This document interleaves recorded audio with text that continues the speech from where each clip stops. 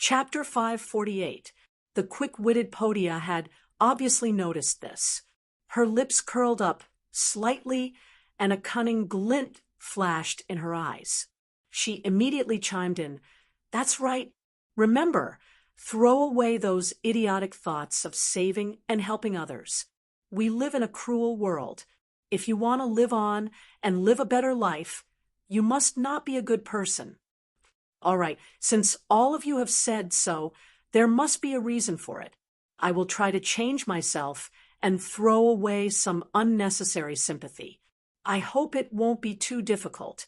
As she spoke, a helpless expression appeared on Mabel's face. She seemed a little dejected.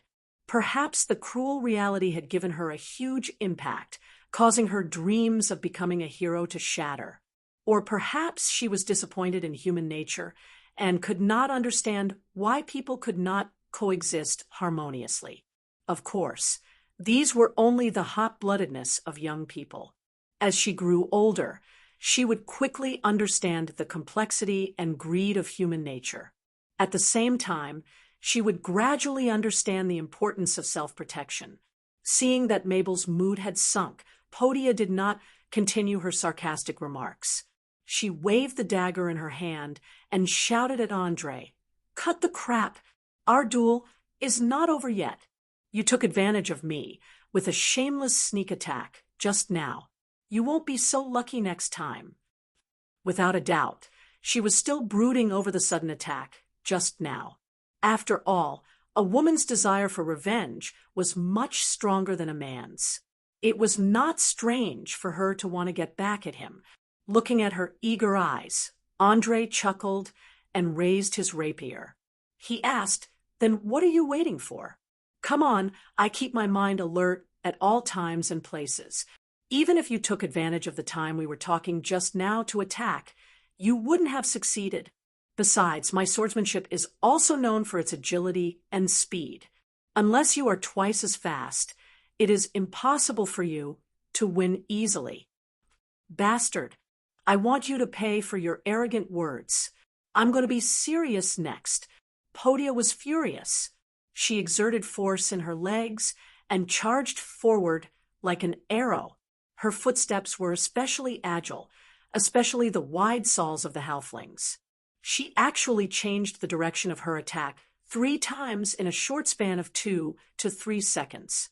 She was so fast that no one had time to react. Clang!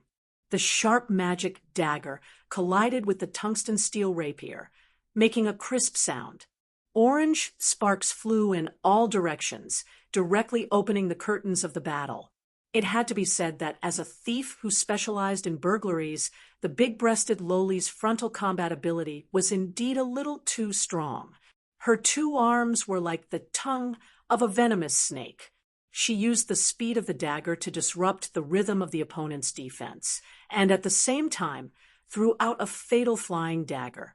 If one was not careful, one might fall to the ground after a flash of cold light. Obviously, this close-range and long-range tactic was very difficult to deal with. For a moment, Andre was a little flustered. If he hadn't been able to predict the direction of the opponent's attack in the next second, he would probably have been injured. It couldn't be helped. The halfling's agility was originally higher than Andre's, so whether it was the speed of her attacks or her footsteps, she was a little faster. In addition, she deliberately wanted to make Andre suffer a little.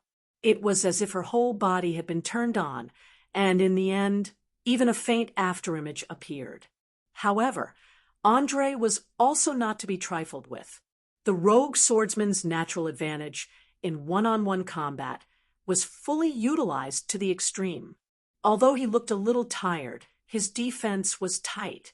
A full minute had passed, and he didn't show any signs of being defeated. He forcibly held on until the opponent stopped attacking. "Damn it! Damn it! Damn it! Your movements are too strange. All of your defensive postures are exactly like a textbook." Podia, who was panting, gritted her teeth and cursed. Only she knew that the ferocious attack that could have sealed the victory was blocked by Andre, who seemed to be barely able to do so.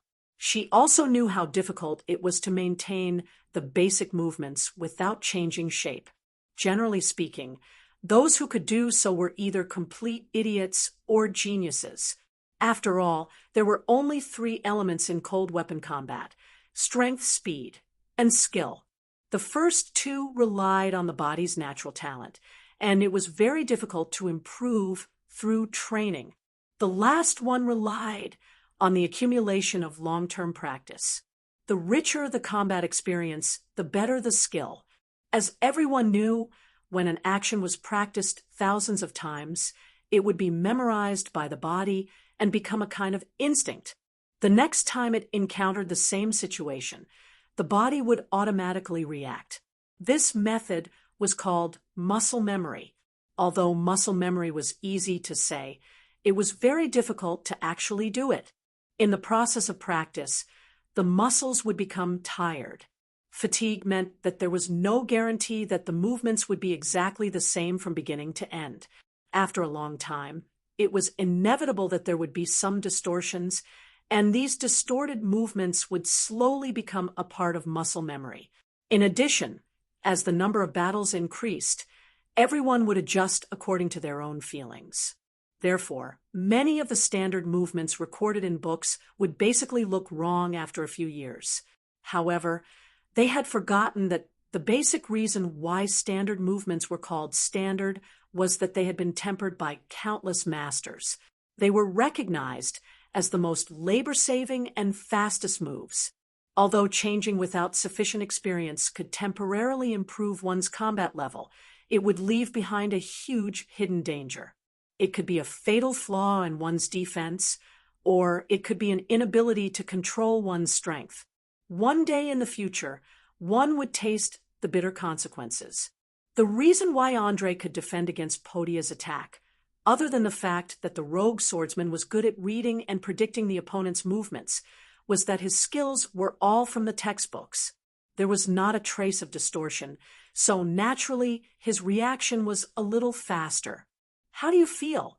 Do you need me to let you sit down and take a breath, then drink some water? Andre teased with a playful tone as he looked at the exaggeratedly proportioned twin peaks on her chest. Although his arms were a little sore and numb at the moment, he still did not want his opponent to have time to rest. Therefore, he deliberately provoked her. He believed that with the impulsive personality of the halfling, he would definitely not be able to resist the urge to attack again.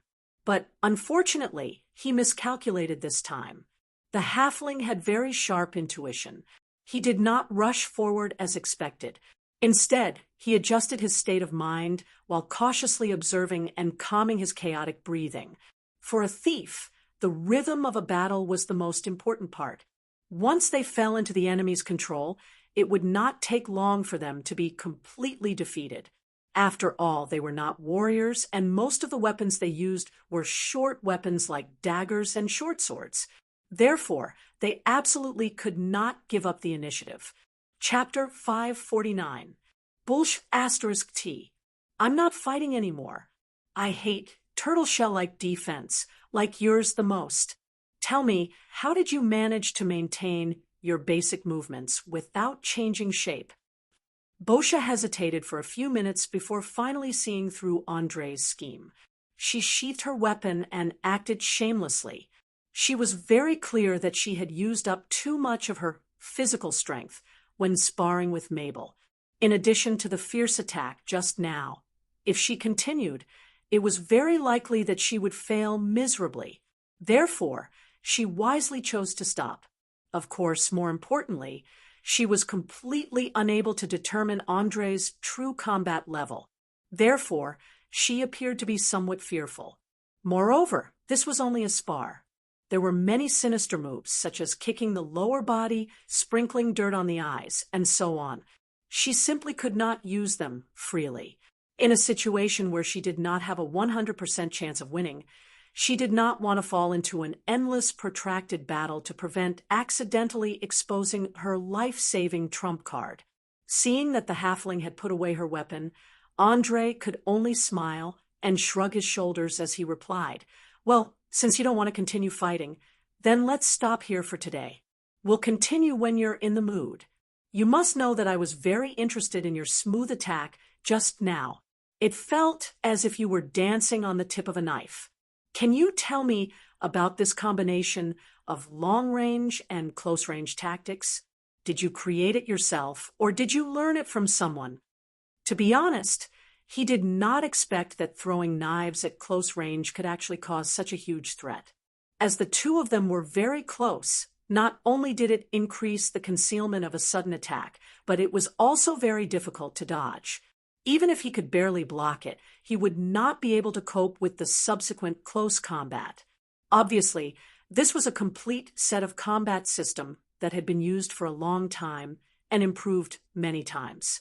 From the footwork to the flexible moves, it was considered a relatively mature technique and was definitely not something that was improvised. You have good eyesight. This is a technique that I created myself called Sting. To tell you the truth, you're the first person who managed to block all of them.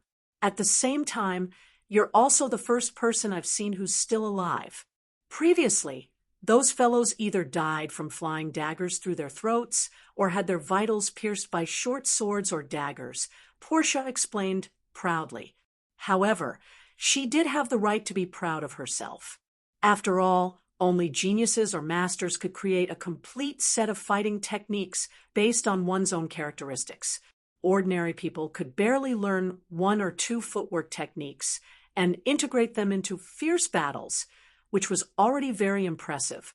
Even though Sting still looked very simple, it already had the intention of opening up a new path. At least until now, Andre had not seen anyone using a similar technique. Therefore, he nodded thoughtfully. An excellent attacking rhythm. If you can speed it up a little, I'm afraid I won't even last 30 seconds. But I don't know if you've noticed that it would be better if you replaced the throwing knives with a crossbow. As long as you smear anesthetic on the crossbow bolt, you can effectively solve the problem of insufficient lethality. As half a technical enthusiast, he directly gave his own suggestion. One must know that throwing knives either required a forceful shake of the wrist or a large swing of the arm. Otherwise, even if it was thrown out, it would not have much lethality. It was also because of such obvious starting movements that Andre could make a prediction in advance and calculate the direction according to the angle before finally blocking with his weapon. However, if it were a crossbow instead, he would probably have fallen to the ground by now. After all, a crossbow only needed to pull the trigger, and all 10 bolts could be fired within 6 seconds. The interval between each bolt was not even 1 second.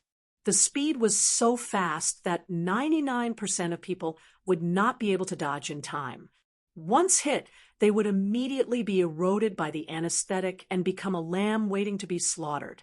A crossbow that fires continuously. Portia frowned and muttered softly as if she was considering the possibility. In her eyes, the power of a crossbow was simply too weak. Most of the time, it would be difficult to cause fatal damage even if it hit. This was especially true for warriors with taut muscles where it would not even be able to penetrate half an inch. If it was not smeared with poison, it was simply useless. That's right, a crossbow that fires continuously. On one hand, it's very light and fast. On the other hand, because it's more concealed, the action of pulling the trigger will always be much smaller than shaking the wrist. I personally recommend that you give it a try. Who knows, maybe you'll discover something new. Anyways, if it's not suitable, you can always switch it back. Andre explained seriously. He had never been a pure warrior and scoffed at the theory of not relying on external objects and tempering one's body to the extreme. He was more than willing to try any method that could kill enemies faster and more easily, not to mention just switching to a new weapon. Perhaps it was the halfling's curiosity that had flared up, but Portia readily agreed after a few seconds of consideration. Sounds good. The most important thing is that you won't lose anything. However, it's not easy to get a crossbow in Valen City. in order to prevent assassinations aimed at themselves. The underground guilds strictly restrict all long-range weapons, not to mention crossbows. Even longbows used for hunting are pitifully few. Apart from pirates, normal citizens can only use short bows with extremely short range at most. Andre pointed at himself and laughed heartily. Ha! Have you forgotten that I'm a blacksmith? Be at ease and wait for a few days. I guarantee that an exquisite crossbow will appear in...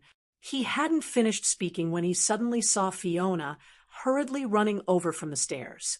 She ran while saying, "Look, a stranger just delivered a letter. He claims to be one of Maris' subordinates and told me to pass this letter to you." "Oh, let me see." Andre quickly took the letter and carefully examined the wax around it. After confirming that there were no traces of it being opened, he carefully tore it open and read the contents. Written on the yellowed parchment were Clarissa Bessemer, 32 years old, 75 meters tall, 63 kilograms in weight, and a rare red color in her eyes. She is single, has never been married, nor has she been with any man. She is proficient in more than 12 languages, including the ancient elven language, dragon language, goblin language, orc language, and so on. She mainly relies on helping others to decipher the secret codes on treasure maps or identify the authenticity of antiques to make a living. She has an eccentric personality and never personally meets with her clients, so it was impossible to know where she lived for the time being. She usually uses a middleman called Jess to act as a go-between, and Jess's most frequented place was the Hiccup Dragon Tavern in the lower city. Chapter 550. After reading a few lines of words, Andre threw the letter in his hand into the furnace, and it burned to ashes in the blink of an eye.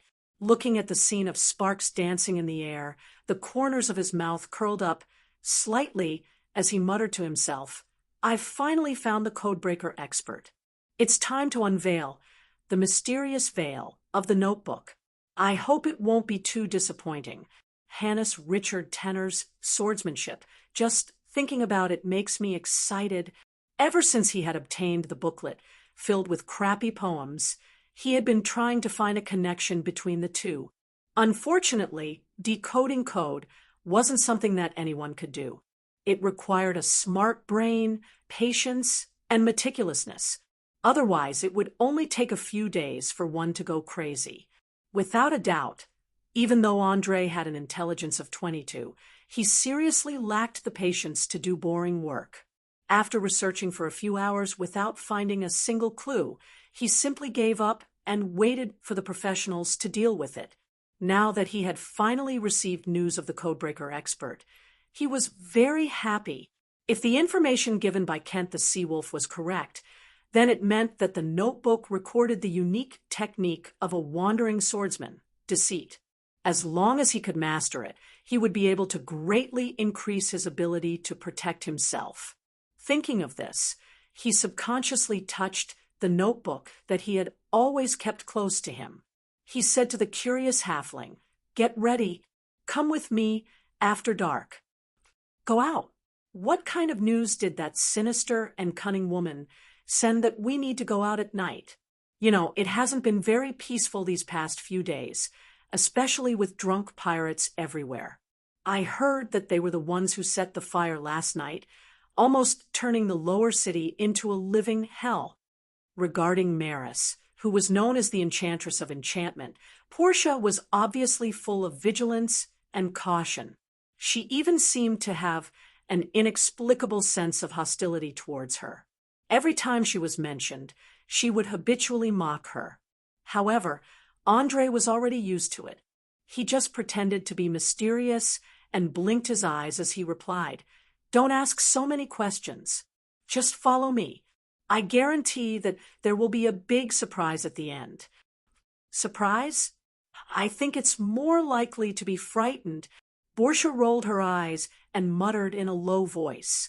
She had an unwilling look on her face. However, as long as one noticed the flash of light in her eyes, one could see that she was actually starting to get excited. Halflings loved adventure and had an endless thirst for knowledge, which made them view danger differently from humans. Not only were they not afraid, but they also had a desire to find out more. Ha ha ha ha. Whether it's a surprise or a scare, I think it's a good experience. It's much better than staying here and acting all day. I know that you must be bored from hiding in the basement for the past 2 days. It's good to go out and get some fresh air. Don't worry about the spies watching us. I have a way to deal with them. Andre laughed and patted the skinny shoulder of the lower halfling, his eyes revealing a cold light. After another day of observation, he finally confirmed who the mastermind behind the newly opened shops in the vicinity were. Among them were spies sent by Old Bernie of the Ratmen gang, spies from the Underground Guild, and even spies from the Feet. Even the pirates were not left out. Obviously, most of them were probably unaware of the conspiracy that was brewing. However, due to various reasons, they were involved and formed an extremely complicated situation. For example, Old Bernie sent people to prevent himself from being used unknowingly. The Underground Guild sent people to figure out what the actions of the Ratmen meant. As for the Feet, one reason was to ensure Andre's safety. Another reason was to wait for an opportunity to investigate his personality and preferences so that they could find a way to curry favor with him. All in all, the reason why these fellows had suddenly gathered together was the result of a chain reaction. The main reason was the Ratmen. Whether it was the Underground Guild or the pirates, they were all attracted by them. This meant that as long as the Ratmen were dealt with, apart from the members of the Shadow Web, the other two factions would be blind and deaf. They wouldn't understand the reason for monitoring the old warehouse. By the time they figured it out, the preparations would already be complete. When that time came, all of Valen City would be dragged into the flames of war. All of their sins would be purified in blood, and death the days in the southern seas were exceptionally long as they entered the early summer. It didn't completely darken until around 7 or 8 at night. Many business establishments that did overnight business lit candles or oil lamps. The entire city had entered nighttime mode. All kinds of gang members, pirates, and hooligans rushed to the streets, searching for targets that could be attacked. Especially those strangers who came to the Sardinia Islands for the first time, it was difficult for them to escape the fate of being looted. As the most chaotic area of the lower city, Sargasso Alley always had large numbers of unemployed vagrants. Normally speaking, they would be wandering around in groups at this time, but not even a shadow could be seen at this moment. It was as if they had been chased away by some unknown faction. The entire street looked empty, without even a single pedestrian. Only a few shops with their torches lit were still open for business. The atmosphere was very strange. If one were to look closely, they would discover that the shop assistants and owners were all sneakily staring at each other, their eyes filled with hostility and vigilance. Moreover, there were bulges at their waists. It was obvious that they were hiding weapons inside, as if a fight could break out at any moment. Perhaps it was because the smell of gunpowder was too strong, but they didn't notice at all that 2 shadows had climbed out from the roof of the old warehouse and were observing the situation from above. "How is it? Have you discovered the spies hiding on the roofs and corners?" Andre asked in a low voice, his entire body hidden under his cloak. With the help of the bright moonlight, Portia narrowed her eyes and quickly scanned the few dilapidated houses around her. The corners of her mouth curled up slightly as she replied with a cold smile, "Of course! There are spies hiding on the roofs in front of us on the left and on the right. There are 4 more at the corner. However, these fellows seem to have some grudges with each other and are constantly on guard against each other. If you need me, I can get rid of all of them without anyone noticing." "Get rid of them? Why do you have such a violent idea?" Andre purposely pretended to be very surprised. He then extended a finger and waved it in front of her eyes, revealing a teasing smile. Chapter 5:51. No, no, no. I don't need to kill them, nor do I need to resort to violent means. Pay attention to this hostile atmosphere. In fact, I think the current situation is rather interesting, but at the same time, it's also rather subtle. It's like a house built with blocks of different sizes. As long as a small piece is removed from the middle or bottom, it will instantly collapse. Don't you think it's more interesting to stir up conflict between them or to help light a fire? I guarantee that with the current situation, just a spark is enough to blow them up. We just need to sit at the side and watch the show. Why should we stain our hands with blood? Oh, damn it. You're really a demon through and through. You can actually think of such a sinister method. But, I like it. Hurry up and tell me what we should do. I can't wait to see the scene of them fighting each other. Portia wasn't a blockhead like Mabel. In just a few seconds, she understood the meaning behind Roland's words. An eager expression appeared on her cute face. Andre smiled playfully and pointed at a man wearing brown leather armor at the end of the alley. Do you see that guy?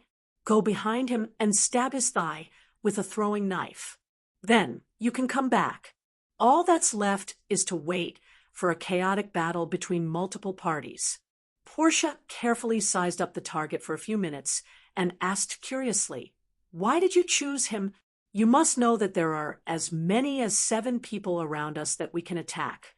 The closest one is only 15 meters away from us, but you chose the furthest one." "Why?" Your curiosity isn't small at all. All right, I'll explain the reason to you. Listen carefully. First of all, this person seems to be more nervous than the other 6. Look at his right hand. It hasn't left his weapon since the beginning. The muscles of his 2 legs are also tense, and his walking is very stiff. Do you understand what this means? It means that he isn't a rookie. There must be some enemy in the surroundings that makes him nervous. Otherwise, it's impossible for him to always be in a state of high alert. No matter which of my guesses was correct, he was far more sensitive than the others. Often, even the slightest provocation would cause a chain reaction. For example, he would go berserk and attack the nearby enemy faction. That was exactly the result that I wanted. Many times, I don't need to do it myself or use violent means to kill people. I prefer to use the misunderstandings in complicated situations to achieve my goals. You understand my explanation? After saying that, Andre revealed a deep gaze and a faint smile on his lips. It was as if he was mocking the other party's stupidity and overestimation of his own strength, but also as if he was enjoying the thrill of using intelligence to crush the enemy. After figuring out the reason, Portia shrugged with a smile. I think I understand. You wait here, I'll be right back. I hope this guy won't disappoint. As soon as she finished speaking, she slid down the side of the chimney to the ground and quickly escaped into the shadows. In the blink of an eye, she disappeared from Andre's sight. She didn't make a single sound during the entire process. Her feet, which had undergone strict training, automatically avoided all obstacles that could cause sound. Her movements were as accurate as a radar. A distance of a few dozen meters was very short. Even a teenager would need less than 10 seconds to run, not to mention a thief whose agility exceeded that of an ordinary person. Andre didn't even feel the passing of time. He immediately heard the man not far away screaming like a pig being slaughtered. "Ah, bastard! Sax! Sax, come quickly! The enemy is attacking me! What? Who? Who dares to attack our guild? Are you tired of living? Damn it! Don't tell me those rat men are going to cause trouble again." The man called Sax rushed out of a grocery store with 5 of his subordinates. He quickly ran to his companion's side and helped him stop the bleeding. At the same time, He used his bloodshot eyes to stare at the small shop selling handicrafts opposite, full of hatred. Obviously, this was the place where the rat folk had planted their spies. To the underground guilds, their identities were not a secret at all. Every target infected by the beastly disease would be recorded, so that they would not let go of any fish that had escaped the net in the future when they purged the guild. The injured man endured the pain and forcefully pulled out the throwing knife from his thigh. He quickly tied it with a piece of cloth and gritted his teeth as he cursed, "A bunch of filthy bastards! What are you waiting for? Kill them all. This is obviously revenge. Do you still remember that little bastard who ran away from the ambush last time? He's in there. I dare to bet that he's the one who ambushed us just now. Are you sure? You have to know that this is not a small matter. Initiating an attack without permission from the higher-ups without a valid reason will definitely be treated as trash and disposed of." Although Sax looked fierce, he was not blinded by hatred. He was very clear about the complicated relationship between the underground guilds and the rat men, as well as the constant confrontation and probing. He also knew that once the other party was angered, the consequences would definitely not be something he could bear. Unfortunately, the injured man had already lost his mind. As soon as his wound was bandaged, he immediately pulled out the short sword he always carried with him and suddenly rushed into the handicraft shop. Soon, there was an angry roar, and the sound of weapons clashing could be heard from inside. People who had been struggling on the edge of death for a long time would more or less be a little neurotic. Perhaps they would not show it normally, but once they were stimulated by the outside world, they would immediately turn into a beast. As a leader who often carried out dangerous missions, Sax could understand that this kind of extreme behavior was actually the eruption of one's tolerance limit. There was no way to stop it at all. It would only stop if it was completely vented. In order to prevent his subordinates from being killed, he could only take a deep breath and brace himself as he shouted, "Charge! All of you, charge! Let those filthy rats know that the dignity of the guild is not to be offended. Kill! Kill! Kill those filthy beasts! Cursed blood flows in their bodies. They don't deserve to live in this world." The members who were sent to monitor the movements of the rat men were basically the elites of the underground guilds. Moreover, due to the long period of probing each other, it was inevitable that there would be casualties. The accumulated grievances between the two sides had reached the point where they would not rest until one of them was dead. Therefore, once the order was given, they immediately roared and charged. In a short while, a chaotic battle had broken out. From inside the shop to outside, from the roof to the ground, more than a dozen people armed with sharp weapons were engaged in a chaotic battle. The alleyway that had finally quieted down was in chaos. Chapter 552. It was common knowledge that it was difficult for people to keep a cool head in a chaotic battle, and it was easier for them to accidentally injure those around them. Not even 3 minutes after the underground guild and the rat men started fighting, the other shops on the side of the road were also drawn into the fray. The confrontation between the two sides evolved into a multi-sided battle, and the number of people increased to 30 or 40. It looked quite lively from afar. Andre, who was sitting on the roof, couldn't help but reveal a trace of contempt when he saw this scene. He muttered to himself, "Humph, what a bunch of idiots. Do you think a bunch of trash like you can grasp my whereabouts? How naive. I'll treat tonight's little game as a greeting gift for now. What comes next is the real." Before he could finish speaking, Boscia suddenly appeared next to him without anyone noticing. She blinked her eyes playfully. "Hey, what are you muttering to yourself? Do you see, they're already fighting. It won't be over for a while. Should we sit here and watch the show, or should we set off immediately?" "Let's set off immediately.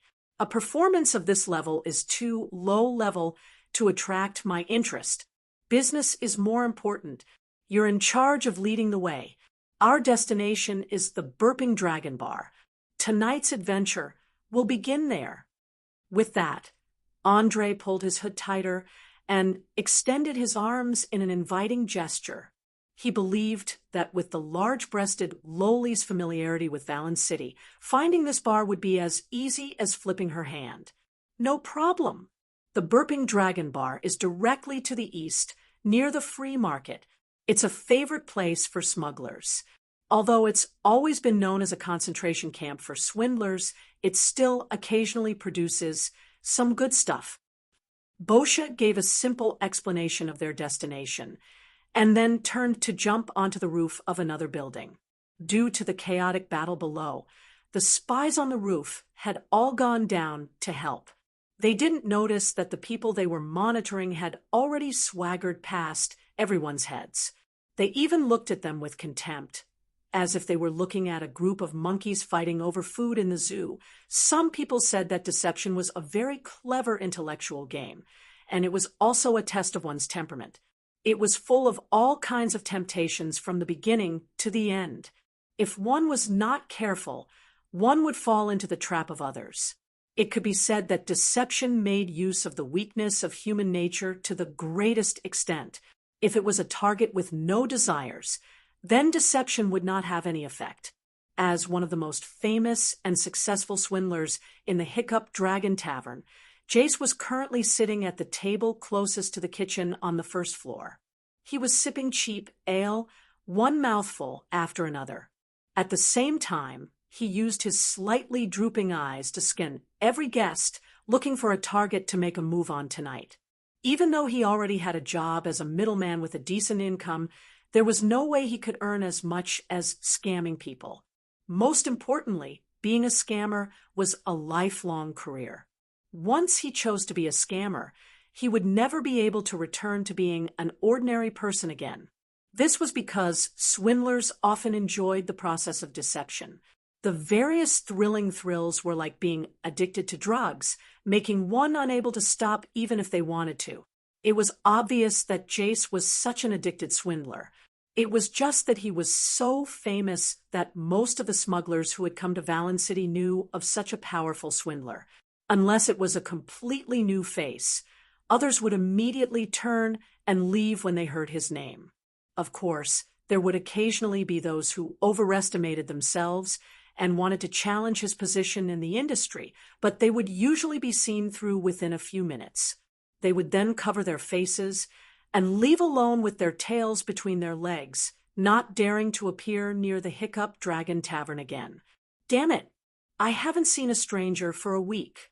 Is the situation really that tense recently? Even the number of smugglers has decreased by a lot. After drinking the last bit of ale in his cup, Jace sighed, helplessly. He stood up and planned to leave as he cursed the influence of the large number of pirates gathering in a low voice. Just as he pulled out his chair, two cloaked people suddenly walked in from the door. They gave off an aura that didn't fit in with the tavern from head to toe. Even the surrounding merchants drinking, chatting, and discussing business noticed this, and raised their heads to look at them curiously. One had to know that the Hiccup Dragon Tavern was an expensive place. Just the entrance fee was 1 gold coin. It directly kept out the poor drunkards, the boorish pirates, and the gang members who wanted to make a profit. As for swindlers, in reality, the smugglers themselves were one of them. Many smugglers started their business by deceiving others.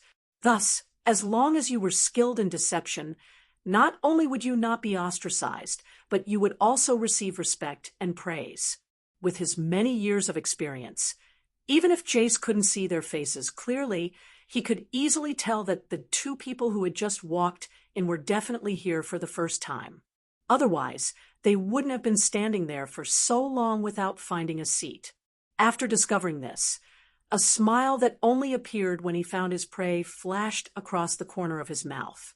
He quickly adjusted his breathing and pretended to walk to the door. When he was about to pass by them, He suddenly hooked the chair next to him with his right foot and slammed straight into the target. But unfortunately, this tried and tested trick had an accident today. The two cloaked strangers seemed to have eyes behind their backs. They took a small step to the right at the same time, just revealing the wooden pillar in the middle. Poor Jace had already lost his balance. He could only watch as the thick pillar got closer and closer to his face, closer and closer. Bang! Ah! With a muffled sound, his fragile nose collided with the hardwood at 0 distance. He suddenly felt dizzy and fell directly to the ground. He screamed while covering his bleeding mouth and nose. His snot, tears, and saliva couldn't stop flowing out. He looked extremely miserable. If he hadn't blocked it with his hand at the last moment, he might not even be able to keep his front teeth. Oh God! Towel! I need a towel! At this moment, Jace couldn't care less about continuing his deception. He shouted for help in the common language that wasn't very clear. He did not notice that one of the hooded strangers had a playful expression on his face. Then, the hooded stranger gestured to his companion to calm down. He slowly squatted down and pretended to be concerned. "Mister, are you all right?" "No, I'm fine. I just suffered a small injury. My nose is a little sore and painful. It will be fine after a while." Jace endured the pain and casually responded. He still couldn't figure out how such a big mistake could occur in his tried and tested trick. Could it be that he made a mistake and provoked someone he shouldn't provoke? Chapter 5:53. As a matter of fact, the two strangers were none other than Andre and Borsha. Since they were professionals who specialized in agility and their sensory organs had been honed in dangerous environments for a long time, it would be difficult for them to hit the target even if they were shot from a few meters away, let alone this kind of old-fashioned collision. Of course, the most important thing was that although Jess was skilled in deception, he didn't have an exceptional physical constitution. A little trick like the one just now wasn't even an appetizer. Moreover, Borsha was the best thief in all of Valen City. She'd noticed that someone was observing her from the moment she'd entered the room. If it wasn't for Andre stopping her, she would have already made her move and broken at least 1 or 2 bones. "Here, I happen to have a handkerchief here. Take it and wipe the blood off your face first. You don't look too good right now, especially your nose. If you don't get treatment in time, it's very likely that you'll be disfigured," Andre said as he handed over a silk handkerchief embroidered with delicate patterns. This was one of the few items he had that were well preserved. Even though it had faded a bit from being soaked in the sea for a long time, it was still possible to distinguish its value in the eyes of an expert. Swindlers, especially those who were skilled in their methods, were bound to have a lot of relevant professional knowledge. Identifying the value of an item was the most basic of the basics. The moment Jess touched the smooth silk, he immediately understood the value of a handkerchief like this. Moreover, the delicate embroidery on it fully indicated that the other party wasn't cheap and might even be the son of a noble. After realizing this, he hurriedly plugged up his bleeding nose and bowed in a somewhat sorry manner. "Thank you very much for your help. You must know that there aren't many gentlemen as enthusiastic and courteous as you in Valen City. I'm really lucky to have met you today." It was obvious that this fellow finally couldn't restrain his restless heart and was planning to make a move on Andre in order to make a big profit. Andre, who had lived for 2 lifetimes, knew exactly what the other party was up to. The corners of his mouth curled up slightly, and he bowed with one hand on his chest. "You flatter me. I just did something that any cultured person would do. Please don't be so polite." Ever since he came to this world, he had been playing all kinds of roles. He was a stubborn and independent child in the eyes of his parents, an omnipotent boss in the eyes of his peers, a genius mage in the eyes of the upper class of Linden City, and so on. It could be said that in order to keep the secret that he came from another world, he had been acting all along. He had long surpassed those so-called Oscar winners, and it would not be an exaggeration to say that he was a natural imposter. Perhaps in the eyes of most people, Jesse was an outstanding liar who was very good at deceiving his target by changing his identity. But in Andre's eyes, his acting was still too pretentious, especially his gestures and facial expressions when he spoke. They were even more exaggerated than the actors in melodramatic TV dramas. But it was a pity that Jesse didn't know this. He still pretended to be enthusiastic and said, "No, no, as a cultured person, I must treat you to a drink to express my heartfelt gratitude. Please don't decline, no matter what." In that case, it would be impolite of me to decline. Andre accepted the other party's invitation with a smile. In fact, he was just a little curious about the differences between the liars in this world and those on Earth. Perhaps he could learn a lot of useful things. Don't underestimate swindlers. In fact, many outstanding diplomats, explorers, and politicians in history were all swindlers. They used flowery words and exaggerated descriptions to get the rich and powerful upper class to support them. The most famous example was Columbus, who discovered America. This guy claimed to be able to discover another route to India and promised Spain that he would bring countless spices and gold to the entire kingdom. However, in the end, the queen almost went bankrupt and even sold a lot of her jewelry. Until more than 100 years later, Spain barely managed to establish a few colonies in the Caribbean islands, and the meager taxes were not even enough to fill the gaps between their teeth. As for the discovery of a large amount of gold, silver, and jewelry in America, it was another legendary explorer and conqueror. There was another famous liar, Marco Polo himself, who wrote The Travels of Marco Polo. Although he described the East as a country full of gold in his book, he had never set foot on the land of the East, let alone see the decay of the Yuan dynasty at that time, as well as the crude and inferior ruling methods of the Mongols. However, these two famous swindlers were praised by countless people. The reason was that they had deceived the right people at the right time, at the right place, and at the right time. As a result, they transformed from swindlers into famous navigators, travelers, and explorers. However, in essence, it was just a stroke of luck. Unlike most people, Andre did not view swindlers as a scourge and wished he could tear them into pieces. Instead, he felt that the people in this line of work were very interesting. It was as if they were playing an intellectual game to see who would win in the end. Of course, this was only limited to super swindlers who had superb means and who specifically chose difficult targets. As for those guys who specifically targeted the elderly and children, he was full of contempt from the bottom of his heart. It was like an adult beating up a child under the age of 10. It was extremely despicable. Jesse, who thought that his target was hooked, had a trace of imperceptible pride in his eyes. He quickly raised his hand and snapped his fingers. "Maid, send 3 cups of knee breaker.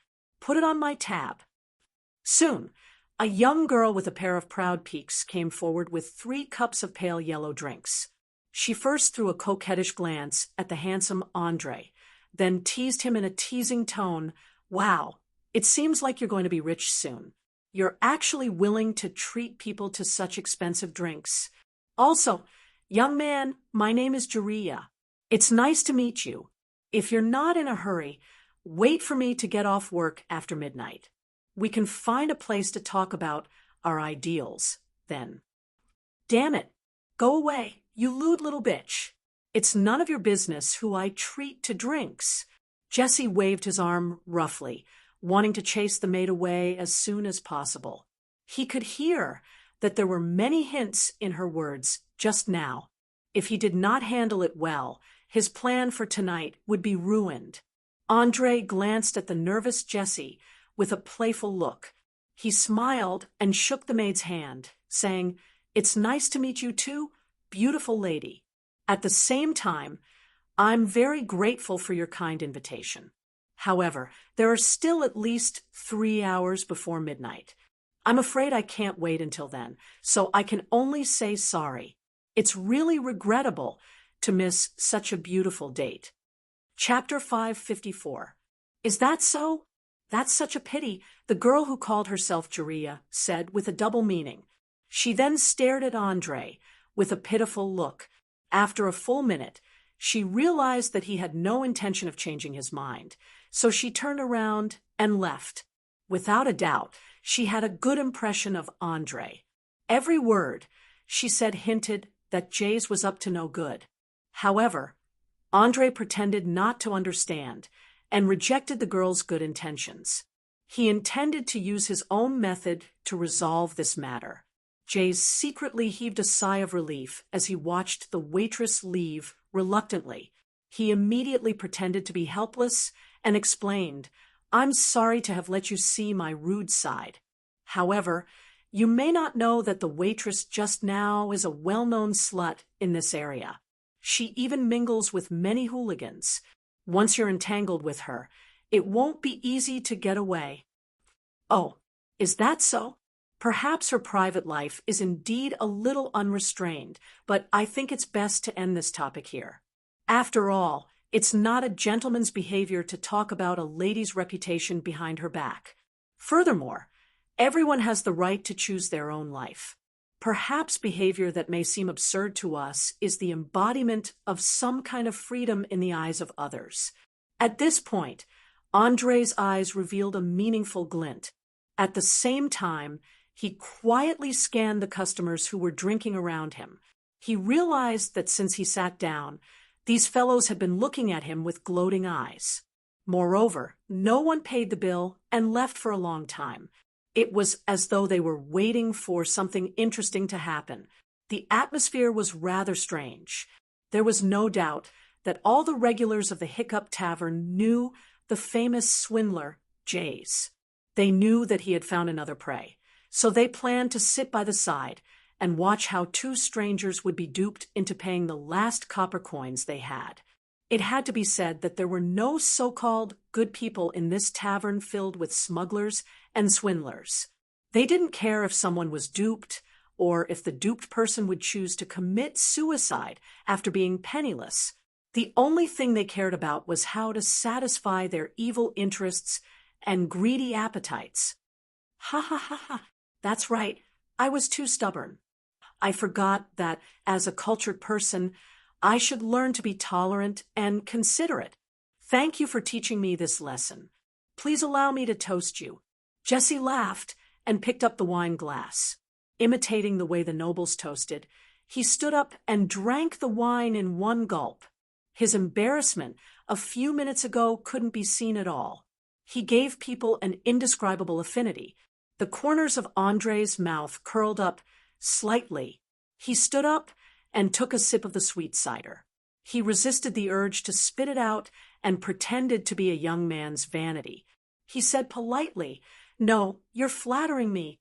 What I said just now was actually said by my tutor. I'm just repeating it. He is a wise man with profound knowledge. If there is a chance, it would be best for you two to meet. He likes straightforward gentlemen like you the most." "Of course. It's my pleasure." Jesse put one hand on his chest and bowed. The moment he bent down, his face showed a scheming smile.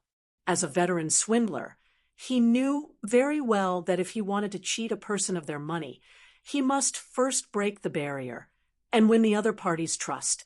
All the conversations from the beginning to now were all centered around this. Just now, the young man in front of him began to invite him.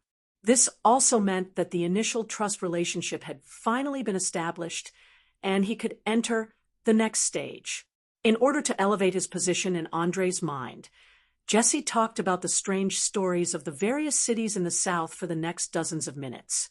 Among them, there were not only the filth between the nobles, but also the outstanding figures among the adventurers. From astronomy to geography, he knew a little about almost everything. No wonder he could deceive countless people. Orir was not the earth in the information age. As long as one searched on the internet, they could instantly find the answer. Due to the lack of transportation, 99% of the ordinary people had no idea what was happening more than 10 kilometers away. From birth to death, they lived in their own little world. The only chance to obtain information from the outside world was the occasional passing merchant caravans, adventurers, and tax officials. As the conversation grew longer and deeper, Andre became more and more surprised. Where did the swindler sitting in front of him get all this information? He couldn't have really traveled to so many places, could he? If that was true, then he was definitely an incredible talent. At the very least, he would have no problem becoming a qualified consultant and diplomat. As a mage who liked to read to pass the time in his free time, he could find a lot of knowledge recorded in books from these fragmented pieces of information. Thus, he could easily determine that this wasn't baseless boasting. Just as he was considering whether or not to probe the other party's background, Jays suddenly changed the topic. He lowered his voice and pretended to be curious as he asked, "My dear friend, please forgive me for being presumptuous, but why would a young man with such status and identity appear in Valen City? Of course, if it's inconvenient, you don't have to answer. Just pretend I didn't ask." Hearing this question, Andre immediately knew that the meat was coming. He pretended to be helpless and replied, "There's no helping it. My family has recently encountered some financial problems, so I had no choice but to sell a few family heirlooms. I believe you understand that in order to maintain our dignity, things like this can't be sold too close to the market. Otherwise, once the news spreads in our circle, our family will lose all face for a long time." "So that's how it is." Jesse nodded thoughtfully and immediately continued probing with a very enthusiastic tone. "Thank you very much for your trust. I swear on my own reputation that I will definitely keep this secret. In addition, I have some connections in this city. If you trust me, I can help you contact a buyer. I guarantee that the price will be satisfactory. You have to know that many people are very interested in things with a long history. They are often willing to pay a lot for it." "Really? That's great. But this item of mine is a bit special. To be exact, it's an ancient relic. It's said that it has some kind of special magical effect. For the specifics, I'll need to find a professional to appraise it. I heard that there's a lady in Valen City who's very good at this kind of work. Can you help me contact her?" As he spoke, Andre pretended to be nervous and lightly lifted his cloak, revealing the ring of charm on his finger. A strange magnetic field started to spread in the air. Chapter 5:55. Completely defenseless, Jays was instantly struck. He felt as if the gentle glow of the gem was about to suck him in. His pupils slowly dilated and finally lost focus completely. He was like a walking corpse, completely without the ability to think. Seeing this scene, the silent Bosha hurriedly covered her mouth, her entire body twitching up and down as she desperately tried not to laugh. She simply felt sad for this swindler. He had actually provoked an extremely dangerous person without even knowing it, and even tried to make a huge profit from it. Now, not only did he not get the item, he even threw himself into the trap. How laughable! Seeing the last trace of consciousness disappear from Jaze's eyes, Andre immediately revealed a playful expression. He then asked the halfling beside him, "Tell me, what should we do next? Should we take this guy away and find a place to slowly interrogate him? Or should we just deal with him here? I really didn't expect him to be so stupid, not having the slightest awareness of supernatural forces. He actually fell for it so quickly, and the methods I prepared later didn't even have time to be put to use." "Haha, do you really expect these swindlers to be able to distinguish magical items like you? Don't joke around. At most, they can barely estimate the price. They'll have to sell it off sooner or later anyway. So why waste so much time and energy learning how to distinguish it? Also, I suggest we leave as soon as possible because there are many malicious gazes looking in this direction. They might even be this swindler's accomplice." With that, Beauchamp very obscurely pointed at the guests at a few tables not far away. Although they tried their best to act as if nothing had happened, the corners of their eyes never shifted. They were constantly paying attention to the development of the situation, and no one knew what they were scheming in the dark. One had to know that this was Valen City, known for its chaos and evil. Anything could happen here.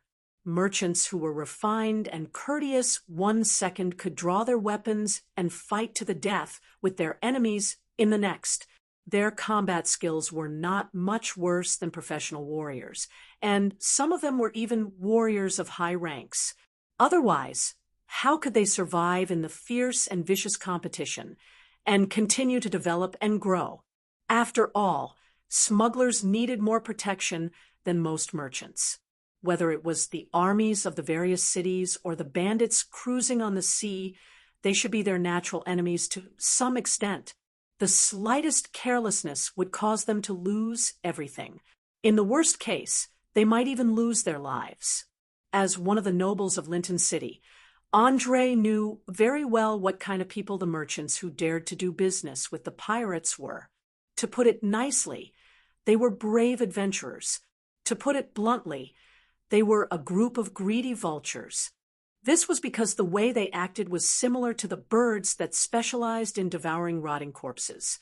Once they discovered a dying target, they would immediately gather in large numbers and wait to absorb nutrients from the corpse.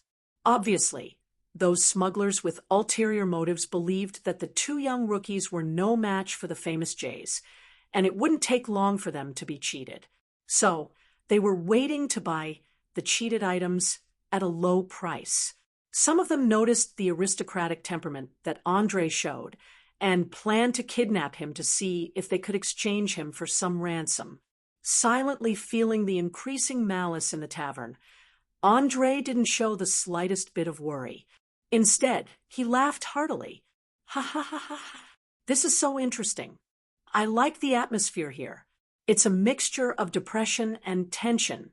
There's no trust between people at all. They're always thinking of plotting against each other. It's so familiar, so touching."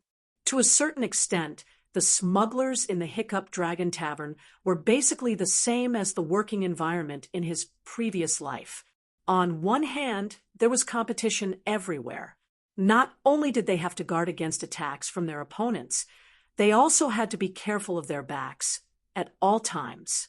There was no telling when the originally pure and cute little sister or the little brother who called you big brother would stab you in the back at the crucial moment and then take away everything you had. On the other hand, cooperation was everywhere. Even if they were competitors, they sometimes had to exchange information with each other. They might even join hands to attack a third party that wanted to interfere. Perhaps the only difference was that the place where he worked in his previous life had legal and moral restraints. He couldn't do anything too outrageous, such as murder and robbery or kidnapping and extortion. Otherwise, if he was accidentally exposed, the police would invite him in for a cup of tea. However, these smugglers were different.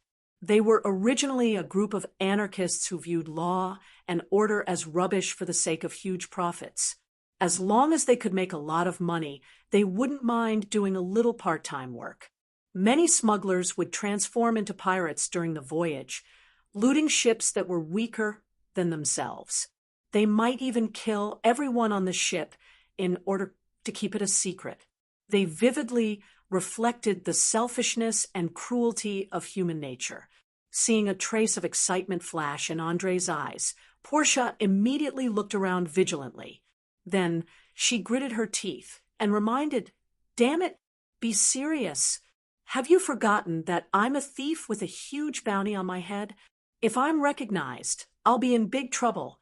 I don't want to experience being hunted down by the whole city again. That feeling sucks." Seeing the halfling's nervous look, Andre shrugged his shoulders indifferently. With a dangerous smile on his face, he comforted her softly. "Don't worry. If you're accidentally recognized, then we'll wash this tavern with blood. Except for the maid, who kindly reminded us just now, no one else will be left alive. Anyway, every gold coin in these guys' pockets is stained with the blood of innocent people. Even if we kill them all, we don't have any psychological burden. Moreover, my plan is about to unfold, and I just need to create a little chaos. Don't you think that the death of a dozen smugglers at once will cause a lot of commotion? Especially those rich people. They will definitely leave the Sardinia Islands immediately by ship to prevent themselves from being the victims of a bloody conflict. Their evacuation will also cause a series of chain reactions. When that happens, even the Pirate King will have a headache. Oh, I almost forgot. Before that, I have to inquire about the whereabouts of a certain person. After all, this is the most important purpose of tonight." With that said, he placed the magic ring in front of the swindler to ensure that the latter was always in a state of hypnosis. Then he asked, "Tell me, where can I find Jays? He's the guy who was responsible for connecting Clarissa and Bessemer. It's said that he often appears in this tavern." Chapter 556. I'm Jess Parrott, Clarissa Bessemer's middleman. Jess, who was in a trance, didn't realize what revealing his true identity meant to him, and didn't know what kind of sudden change would occur to his originally ordinary fate. There were some things that one couldn't escape from once they were involved in. "Jess, so you're that middleman. Who would have thought that a middleman in Valen City would also work part-time as a swindler? The City of Sin truly lives up to its name." Andre sighed in amazement as he began to examine the other party from head to toe. One had to know that a middleman was a special profession that relied on credibility, reputation, and one's own abilities to make a living. If any of these were missing, it would lead to a large loss of customers. He found it hard to imagine how a swindler had won Clarissa Bessemer's trust. After all, it could be seen from this woman's behavior that she was constantly in a state of anxiety. She didn't even have a fixed address in order to not let others find out about her whereabouts, and would change her residence every once in a while. She was even more cautious than a rabbit. Of course, behind all her strange behavior, there should be a serious anxiety disorder or mental illness that was very likely related to her murdered father. After thinking this through, Andre immediately asked, "Where is she living now? How do you usually keep in touch with her?" However, the answer Jess gave this time wasn't so satisfactory. His two empty eyes were silent for a few seconds, as if he was searching through his memories. He then shook his head lightly. "I don't know.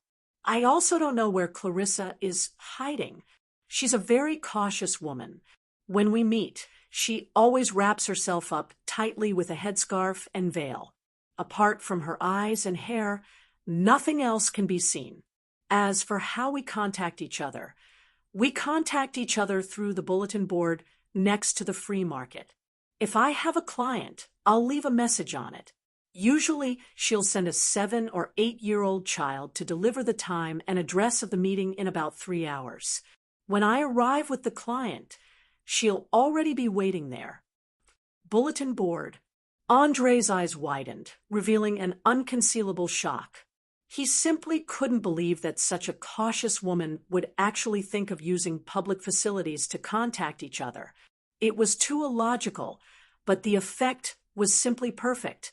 No wonder countless people wanted to follow the clues to find Clarissa Bessemer's whereabouts, but in the end, they didn't find anything. They probably never would have dreamed that the seemingly mysterious contact was actually done in public. It was just that no one had ever noticed it. From a certain perspective, it could be said that Clarissa made use of the misconceptions in their thinking, like playing hide and seek with children. People who hid in high places were always difficult to find because they would always subconsciously ignore places that was beyond their line of sight. Using public facilities to communicate was also because the people who investigated her had been in an environment of mutual deception for too long. They always felt that there must be a mysterious method behind such situations. In the end, they didn't expect the answer to be a bulletin board in the downtown area. Irony! What a great irony! Perhaps before this, Andre only wanted the other party to help him decipher the contents of the letter. But now he started to develop a great interest in this woman and couldn't wait to meet her. He smelled the aura of someone similar from Clarissa's way of doing things. She must be someone of the opposite sex with a personality very similar to his. Add to that the fact that she was able to grasp a dozen complex languages at the age of 32, her intelligence definitely exceeded the limits of ordinary people. In just a few short minutes, the image of a mature, cautious, intellectual, capable, and insightful woman slowly took shape in Andre's mind. If she hadn't been born in the Sardinia Islands, where pirates gathered, she might have already become a mage who grasped powerful arcane spells. Ha ha ha ha! Andre suddenly burst into laughter without warning, continuing for a full 3 minutes before he lowered his voice and muttered to himself, "Clarissa Bessemer, it looks like the greatest gain from this trip to Valen City is you, a woman with the potential to become a great mage, a genius with outstanding intelligence, a master of 12 languages, and yet willing to stay in the sinful Valen City. There must be some hidden reason behind this. I hope you don't disappoint me." As soon as he finished speaking, Portia, who was sitting on a nearby chair, hurriedly kicked Andre and reminded him with a serious expression, "Damn it, are you crazy? Did you notice that a few fellows blocked the exit just now? Prepare for battle. I'm afraid we won't be able to leave this tavern if we don't see some blood today." "Is that so? What a group of fellows. They actually gave us a decent excuse. I've decided to repay them with blood and death. Do you still remember what I said a few minutes ago? You can go all out and cause a huge ruckus. You don't have to think about how to wrap things up, because I'll take responsibility for all the consequences." Saying this, Andre slowly stood up from his chair and swept his gaze over every customer. After confirming that there were no innocents, he drew his rapier in an extremely elegant manner and bowed slightly to all the customers present. "Good evening to all the greedy smugglers and daring swindlers. Nice to meet you. To be honest, I'm actually someone who really hates the use of violence.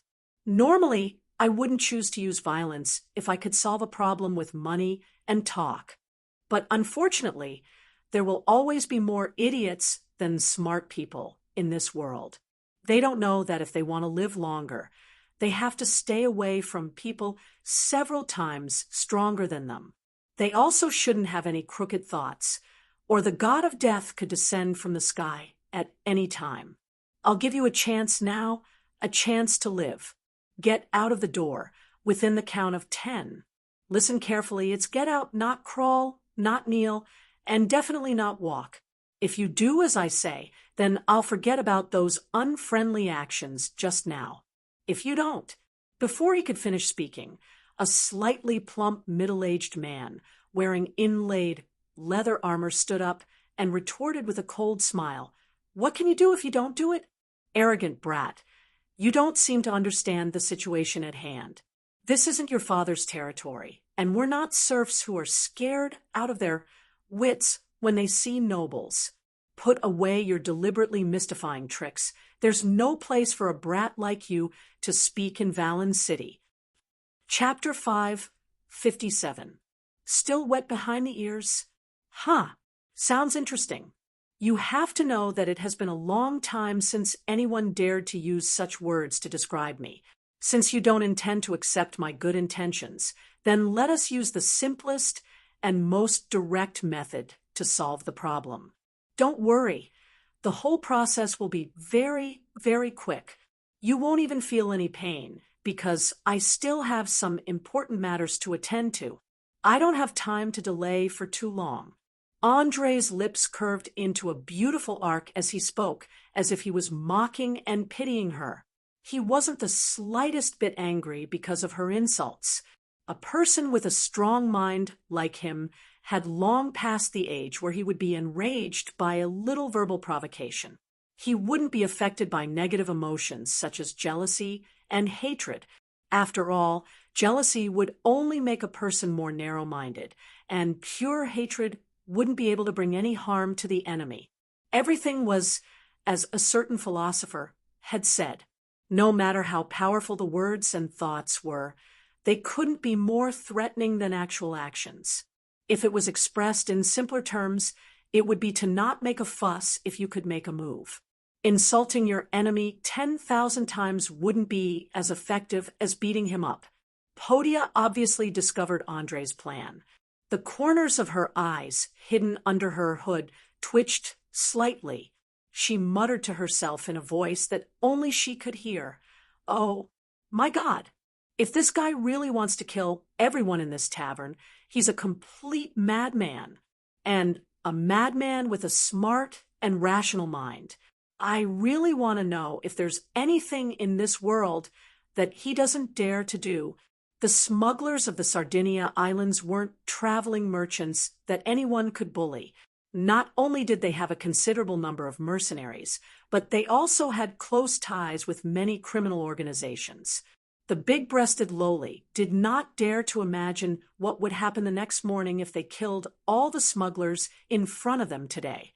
Perhaps the two of them would be wanted by the whole city, and the bounty would be enough to make every local resident go crazy. By then, the scene would be 10,000 times more lively than when she stole the safe of the Devil's ship half a month ago. Even though the halflings were a bunch of daring little fellows, Andre's actions still made Portia nervous and sweaty. In just a few seconds, droplets of water had condensed on the tip of her nose, and her palms were wet and moist. She had to take a few deep breaths to calm herself down. As the atmosphere in the Hiccup Dragon Tavern became more and more tense, the middle-aged man, wearing inlaid leather armor, gradually felt that something was wrong. He immediately shouted at Jace, who had been motionless all this time. "Hey, Jess, are you not going to say anything? Although they were your first prey, we can't turn a blind eye to such naked provocation. Otherwise, how will we do business in Valen City in the future?" But it was a pity that Jesse, who was still in a hypnotic state, didn't respond at all. He continued to sit on the chair, as though he had fallen asleep. "Man, don't you think it's a bit strange? I've never seen Jess sit still for so long. Is he being held hostage?" Another person who looked slightly younger reminded in a low voice. "Kidnap? You're saying that our most outstanding swindler here has failed?" The middle-aged man was so shocked that he couldn't close his mouth. He looked at Jess with an incredulous gaze and quickly discovered that his pupils were dilated and lifeless. Heavens! He seems to be under the control of some spell. Everyone be careful. One of these two is a spellcaster. What? Spellcaster? Someone come. Someone come quickly. I need protection. Bastard! Put down the table quickly. I don't want to be hit directly by a spell. Once the words spellcaster were heard, it was as if a bomb had been thrown into the hall. It couldn't be helped. Anyone with a bit of knowledge on the Oleal continent knew that both divine spells and arcane spells were extremely powerful, especially those with all kinds of strange abilities. It was simply impossible to guard against them, and if you were not careful, you would be hit. Even the weakest level 0 spell could easily kill someone. It had to be said that perhaps it was because they were experienced and knowledgeable, but the quality of the smugglers was quite good. They scattered in a few seconds, using tables, chairs, and bar counters as cover. A few of them even shouted loudly at the door. Not long after, a dozen or so fully armed mercenaries rushed in. The Burping Dragon Bar wasn't large to begin with, and was a bit like a high-class leisure club on Earth. Thus, it immediately became very crowded when there were more people. Those who valued their lives even tried their best to squeeze out, afraid that they would become the first target of attack. After all, those who could sit here and drink and chat were not fools. They were very clear that if someone was hit directly by a spell, there was an 80% to 90% chance that it wouldn't bode well for them. Thus, they all let their bodyguards and mercenaries hold up their shields in front of them. As for the middle-aged man standing at the front, who had nowhere to retreat, he was already sweating profusely. He secretly regretted his actions of being blinded by greed. At first, he only wanted to take the opportunity to see if he could take advantage of the situation. Now, not only did he not take advantage of the situation, but he had also closed himself into a dead end. Andre looked at the slightly panicked crowd with interest and asked with a smile, "Are you guys ready? If you are, I'm going to make a move. Just like I said earlier, don't worry, the pain will be short. Death will come very soon." "No, you can't do that. We are all important members of this city. If anything happens, the two of you will be jointly wanted by the Underground Guild and the pirates. You definitely won't be able to leave this place alive." Seeing that Andre was about to make a move, the middle-aged man finally couldn't help but start to threaten him. However, his slightly panicked eyes betrayed his feelings at that moment. "Ha ha ha! Underground Guild, Pirate Alliance. Unfortunately, they don't scare me. But if all of you die tonight, they will definitely be in a terrible fix. All right, I don't like to waste too much time with dead people. Goodbye." As the last word left his mouth, Andre suddenly raised the magic ring on his hand and chanted an incantation without hesitation. 3 blinding rays of red light accurately hit the strongest mercenaries in the front row. He then laughed coldly and ordered, "Go, kill them all for me." Under the effect of the rank 3 Arcana spell, Berserk Charm, they had no way of resisting at all. They immediately began to kill their companions beside them. As most of them had yet to react to what was going on, 7 or 8 people fell into pools of blood within a dozen seconds. The dark red blood slowly gathered into a large pool on the floor, and a pungent smell filled the air. Chapter 558. Ah, damn it!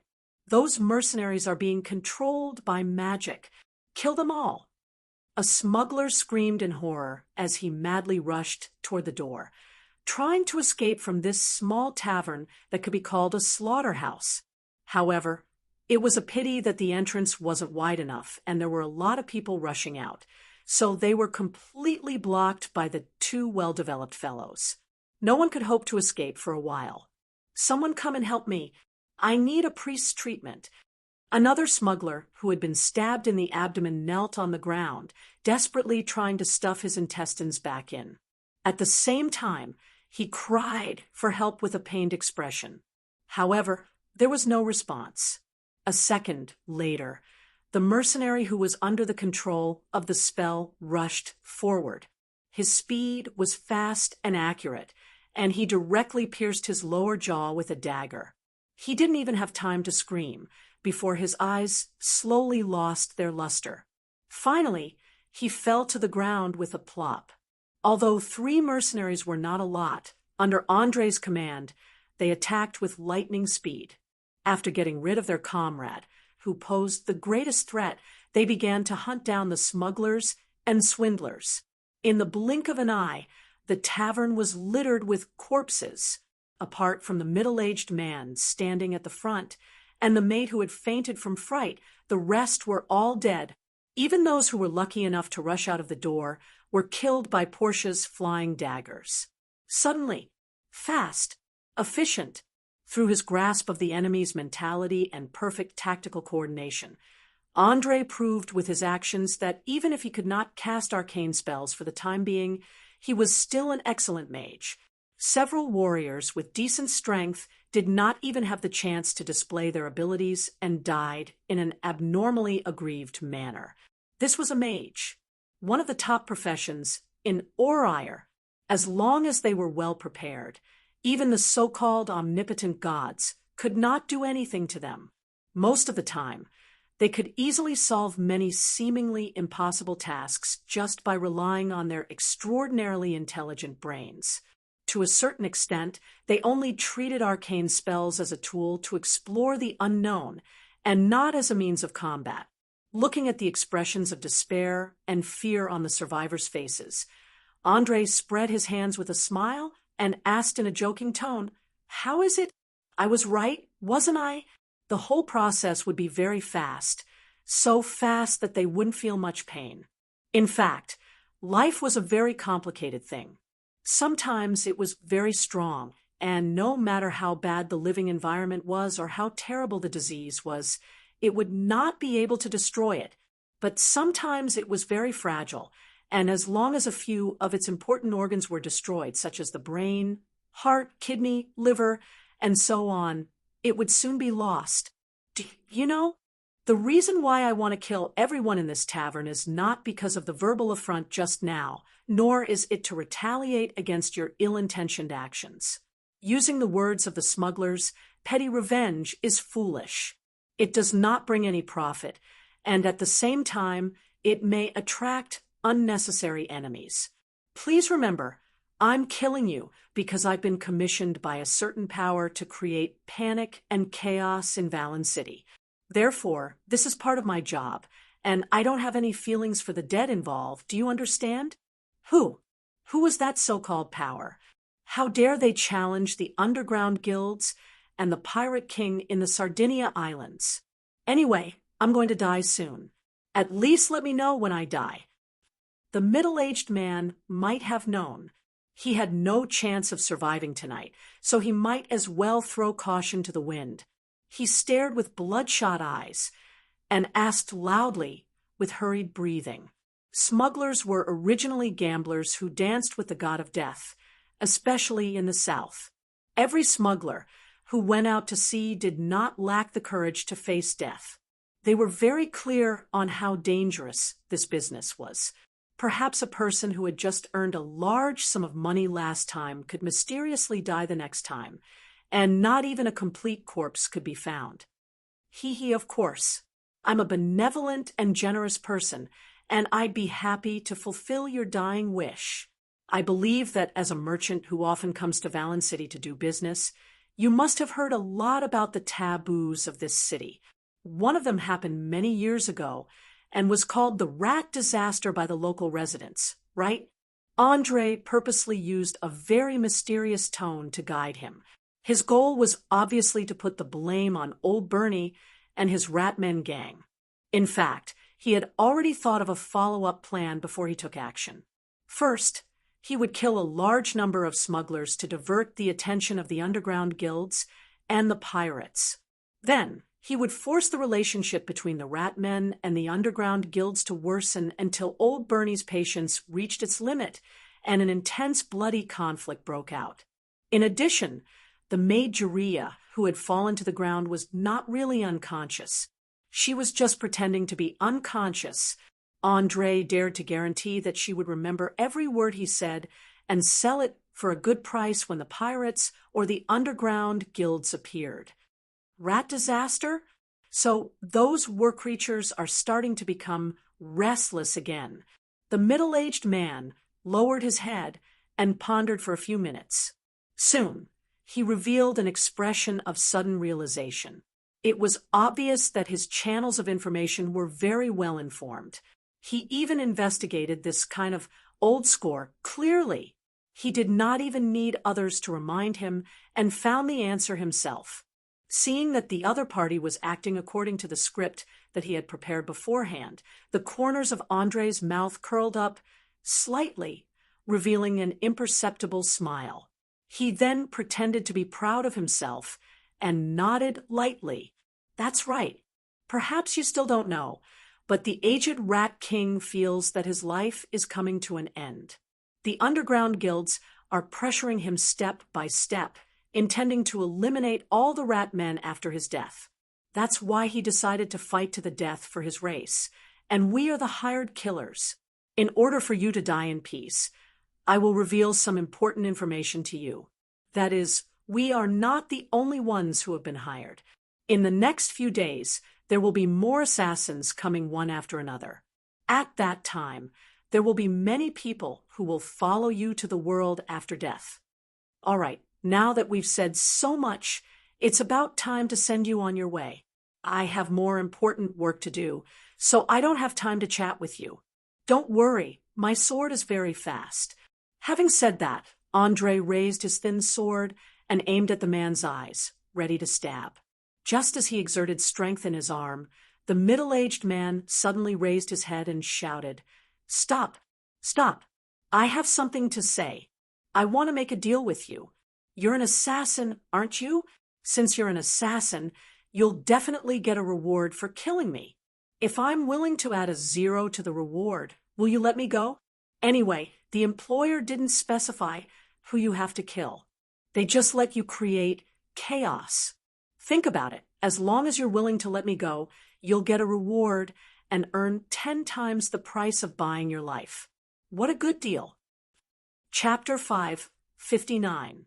It had to be said that when humans were faced with a desperate situation, they would often explode with strength that even they could not believe. Look at this smuggler. In order to survive, he actually mustered his courage and planned to use a huge amount of wealth to move Andre. This was because he believed that no one in this world could resist the temptation of gold coins. If they could not, it could only mean one thing. The amount of gold coins was not enough to satisfy the greedy appetite of the other party. Staring at the other party's eyes that were filled with excitement, Andre's face revealed a sarcastic smile. He then put down the thin sword that he had raised and used the index finger of his other hand to lightly tap the other party's forehead. "Dear Mr. Merchant, I think you're mistaken about one thing. Not everyone is like you who regards money as more important than anything else. Furthermore, gold coins are only a medium for transactions.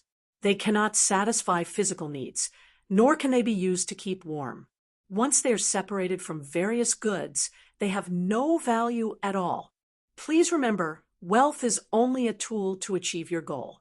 If you reverse the positions of the two, then you're putting the cart before the horse. Of course, the most important thing is that your mere wealth of tens of thousands of gold coins is far from enough to move me. Furthermore, if you're still alive, it's very likely that you'll expose our next plan of action.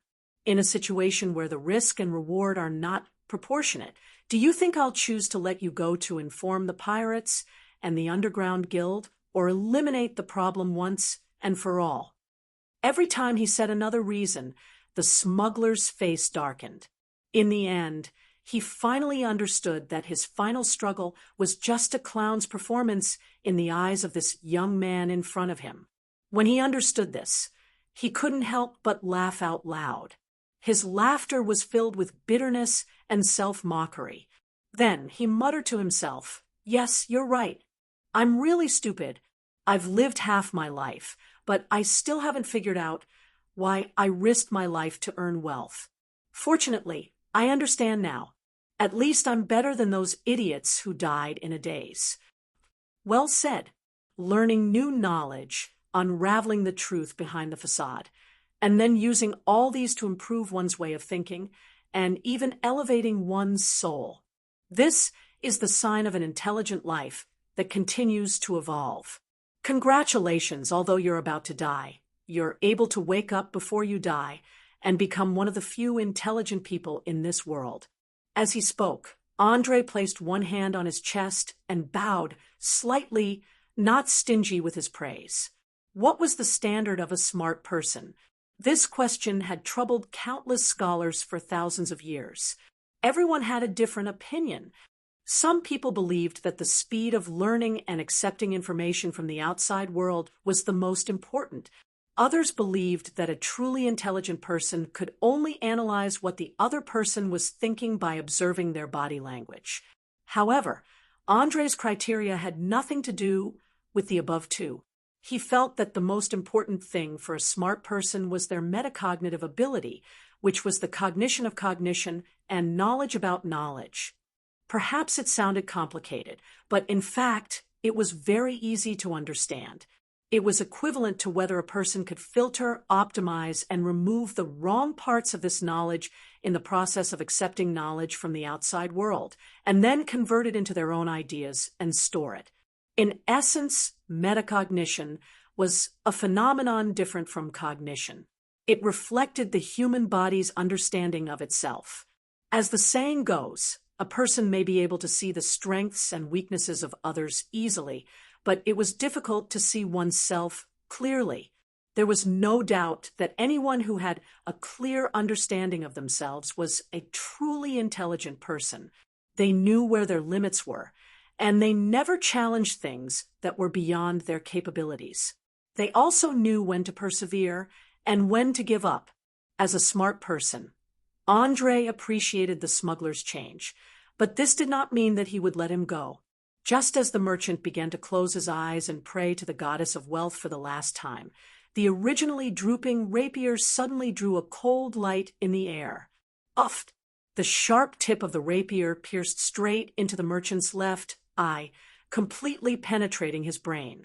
Just as the nerve-sensing system transmitted the pain back, the merchant had already fallen straight to the ground, completely dead. However, compared to the faces around him that were filled with fear and pain, his expression was very peaceful, as if he had already accepted death. What a pity! If we didn't meet in such a way, perhaps we could have become good friends. Perhaps this is fate. After all, regret and imperfection are the main principles of life, and no one is an exception. Andre shook off the brain matter on his rapier and lamented at the corpse. He's dead? Oh my God! Seeing that you were chatting so happily just now, I thought you would spare his life. Borgia exclaimed, dumbfounded. She could not understand at all how Andre, who was still chatting and laughing a few seconds ago, could kill him a few seconds later. Especially when he handed over the rapier, there was no hesitation at all. Just thinking about it sent chills down her spine. Noticing the flash of fear in the halfling's eyes, Andre shrugged his shoulders indifferently and explained, "We were indeed chatting happily, but what does this have to do with me killing him? I admire that he was able to complete his self-awareness before he died, and I killed him to ensure that the plan could be carried out smoothly. There is no contradiction between the two. It had to be said that his way of thinking was indeed a little different. To be exact, it was very different." Borgia was speechless for a long time, but she could not say a single word. As his intelligence attribute increased, Andre could feel that his brain was undergoing some kind of transformation. Previously, he had always been troubled by problems, but now, as long as he separated two contradictions and thought about them at the same time, he could quickly find a solution. It was for this reason that he appeared to be temperamental and unpredictable in the eyes of many people, very similar to many high-level mages. But they did not know that this was actually an improvement in his understanding of the whole world after his intelligence had broken through to a certain level. It was just like how the aborigines of a primitive tribe could not understand the operating rules of the civilized world. It was not only a breakthrough from quantitative change to qualitative change in knowledge, but also an evolution of life itself. In addition, Oriar itself was a world full of incredible power, especially the omnipresent magical energy that affected everyone all the time. Even Andre could not figure out what kind of changes were happening to him. Chapter 560. All right, it looks like I'll never be able to understand your strange behavior, as well as the crazy thoughts in your head. But what do you plan to do next? You've gone a little overboard this time. I can guarantee that with the smell of blood in the tavern, it will attract the attention of the surrounding people in 10 minutes at most. When that time comes, the entire city may be under martial law. After staring at Andre for half a day, Portia finally decided not to let herself be tangled up in this. She decisively changed the topic to the urgent matter at hand. After all, the Hiccup Dragon Tavern wasn't located in a remote alley on the side of the street. It was located right next to a bustling market, and was one of the places with the most traffic in Valen City. Even after nightfall, there were still many hawkers and shops open for business. Based on the sounds of fighting just now, as well as the miserable cries of the smugglers before their deaths. She was willing to bet that there were people outside who had long since noticed what was happening inside. The only reason they didn't rush in was because they were patiently waiting for the people inside to walk out. Hearing the halfling's evaluation, Andre couldn't help but think of Loretta Botons, who was planning to summon the demon lord in Lincoln City. He suddenly realized that there were many similarities between him and the halfling. For example, both of them had an extremely intelligent brain. Both of them were experts at deception and disguise. Both of them would do anything to achieve their goals. Both of them were extremely daring to do things that others wouldn't even dare to think about.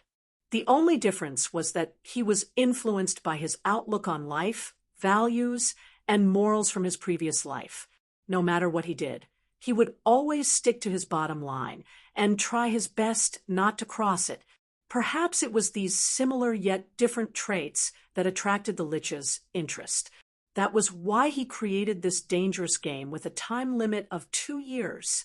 He wanted to compare the two of them and see which one was more outstanding. Thinking of this, Andre smiled and shook his head. Crazy? Perhaps. I only want to live a better life and pursue the knowledge and power that I desire. Anyone who blocks this path will become my enemy and be crushed, destroyed, or even annihilated. As for the problem you're worried about, it's only a small problem. I can guarantee that those guys outside won't pose any threat to us. Finished speaking, he gestured to the 3 mercenaries who were still under the spell. Go, kill all the people loitering around the door. Yes, even though there were several bloody wounds on their bodies, the mercenaries still carried out their orders meticulously. Not long after, there were sounds of intense fighting and cursing outside. It was obvious that it was a mess. Through the gap between the curtains, Portia could clearly see the crowd fleeing in all directions around the market. There were also some people who looked like guild members who were besieging the 3 mercenaries. Due to the huge difference in numbers, the mercenaries were at an absolute disadvantage right from the start. They would be defeated in a few minutes at most. Of course, as sacrifices and cannon fodder to buy time, they did not need to win. They did not even need to be in a stalemate. A few minutes was enough for Andre and the others to escape from this troublesome place. By the time the people from the underground guild reacted, it would be too late. Hee. Magic is really convenient. It actually solved the problem so easily. The corners of Portia's mouth curled up slightly as she muttered softly. She then glanced at the magic ring that was emitting a faint halo from the corner of her eyes. Her fingers hidden under the cloak could not help but move a few times. As a halfling thief, she was always unable to resist the temptation of treasures. Especially after seeing the power of the charm ring with her own eyes, there was a demon in her mind that kept growling. Steal it. It should belong to us. Andre was keenly aware of the greed in the little girl's eyes. He raised the finger with the ring and asked playfully, "You want it?" Of course. Of course I want to get it. I'm even willing to pay any price for it. As long as you can give it to me, I'll be yours from now on. I'll do whatever you want me to do. Portia licked her lips and stretched out her small hand in an attempt to take the ring off her finger. She did not notice at all that her eyes had been staring at the light emitted by the gem for too long, to the point that her thoughts were starting to go out of control. She was obviously under the influence of the hypnosis. Without any hesitation, Andre directly took off the charm ring and smiled as he placed it on the big-breasted Loli's hand. He then whispered softly in her ear, "The ring is now yours. But remember, from today onwards, you belong to me." Perhaps the whisper in her ear made Portia feel a trace of strangeness in her heart. She immediately woke up from the hypnosis and stared at the charm ring in her hand with wide eyes. She then raised her head to glance at Andre and muttered to herself, "Oh, damn it. Why do I feel like I've done something stupid?" Ha. That's right, you did something stupid just now. Did you know that this ring has a very strong hypnotic ability? Anyone who stares at the light of the gem for a few seconds without shifting their gaze will immediately be hypnotized. Unfortunately, you secretly stared at it for a full minute. It would be strange if you weren't affected. Andre caressed Portia's thick hair and laughed heartily as he explained. He finally understood the true meaning of the phrase, curiosity killed the cat. The natural curiosity of halflings was simply too strong. They would often selectively ignore some dangerous signals in order to obtain what they wanted. Portia soon realized this as well. She scratched her head in annoyance. Heavens, I've gone crazy. He actually sold himself out for a mere magic ring. I'm the best thief in Valen City. If I want something, shouldn't I just steal it? Looking at the big-breasted Loli's frantic appearance, Andre felt that the scene in front of him was extremely amusing.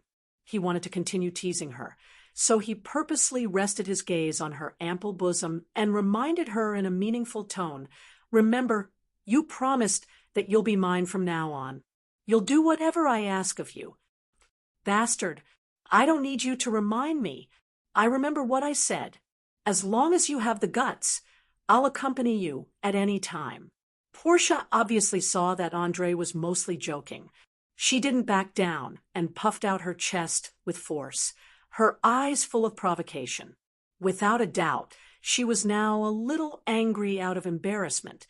After all, anyone would feel embarrassed if a woman said those ambiguous and suggestive words to a man in an unconscious state. Even Portia, who had an extroverted personality, was no exception. Chapter 561. As a smart person, Andre knew that this was not the time to talk about this topic. Otherwise, the little girl in front of him would immediately turn hostile. Hence, he put away his teasing tone and pretended to be innocent as he shrugged. "I'm just kidding. Don't take it too seriously. But I have to remind you that it's best to control your curiosity and greed in the future. Don't stare at anything that shines for more than 5 seconds. Otherwise, today's situation will happen again. The world we live in is full of danger, especially the power of magic. It's impossible to guard against it. Although you're outstanding in other aspects, your performance in this aspect is a little lacking." "I'm lacking? It's obviously the fault of this magic ring. Who would have thought that it would release hypnotic rays indiscriminately?" Portia obviously did not intend to admit her mistake. Instead, she made a very shameless countercharge. Of course, being unreasonable was one of the natural instincts and privileges of a woman. Her actions were understandable. Looking at the guilty eyes of the halfling, Andre smiled and shook his head. He did not pursue the matter further. Instead, he pointed to the back door of the tavern and said, "Well, now's not the time to discuss who's right and who's wrong. If we don't leave now, I'm afraid we won't be able to leave after those mercenaries outside die. Anyway, you just need to remember that you owe me once." "No problem. I owe you once. Before I repay this debt, I'll always be at your service. But this ring has to be included in the payment." Saying that, Portia directly put the ring of charm on the middle finger of her right hand. An incomparably satisfied expression appeared on her face. It was obvious that she was very fascinated by this piece of jewelry that was enchanted with powerful arcane magic. Perhaps it was the natural curiosity of a halfling towards treasures, or perhaps it was the desire of a thief to collect them. In short, she did not think that exchanging a few years of free time for a ring was a bad deal. Things like value were never absolute. Something that was incomparably precious in the eyes of some people might be no different from trash on the roadside in the eyes of others. Just like a glass of water, many people would think that it could be found everywhere and was not even worth a copper coin. But to a traveler struggling in the desert, there was nothing in the world that could compare to its value. By the same logic, the value of the ring of charm in the eyes of Portia, who had almost no contact with magic, was immeasurable, especially the spell that forcibly controlled the mercenaries just now. She had the urge to worship it. But on the contrary, in Andre's opinion, the most important part of the Ring of Charm wasn't the 3 times a day of berserk charm, let alone the hypnosis and suggestion. Instead, it was the techniques used to create it. As long as he mastered the techniques, he could replicate as many rings as he wanted without any difficulty. It was far less valuable than an elite bandit like Portia. Now that the other party was willing to stay, he naturally would not be reluctant to part with a mere magical item. After all, it would not be long before the magical energy in his body regained its balance. At that time, with the power of a grade 9 wizard and grade 5 arcana spell, there was no need for him to hide. Even if he openly revealed his identity, not many people would dare to attack him. This was because grade 5 arcana spell had already begun to cover long-distance teleportation spells. This also meant that as long as a wizard was fully prepared, it was almost impossible to kill him. Moreover, if the attack failed, he would have to bear the consequences of the ensuing revenge. Just imagine, every day, no matter if it was eating, drinking, sleeping, or going to the toilet, one would have to worry that someone would suddenly appear in front of them and cast a fireball, lightning, magic missile, poison gas, acid, or other destructive spells at them. How difficult would it be for them to survive? Those with weak mental fortitude might even choose to commit suicide. Someone once said that death was not scary. What was scary was waiting for death to arrive. A wizard above grade 9 was a powerful individual who could make others experience pain and despair. Unless one had the confidence to kill the wizard in a single blow, peaceful coexistence was the wisest choice. After reaching a tacit verbal agreement, Portia quickly searched the corpses for valuables. She put them in a backpack that she had rummaged out of nowhere and quietly slipped out of the back door to investigate the situation. After a dozen seconds, she returned the way she came and gestured to the people inside the house that it was safe outside. "We can go now. There's no one watching outside for now, but we have to move quickly. The 3 brave mercenaries of yours are either dead or injured.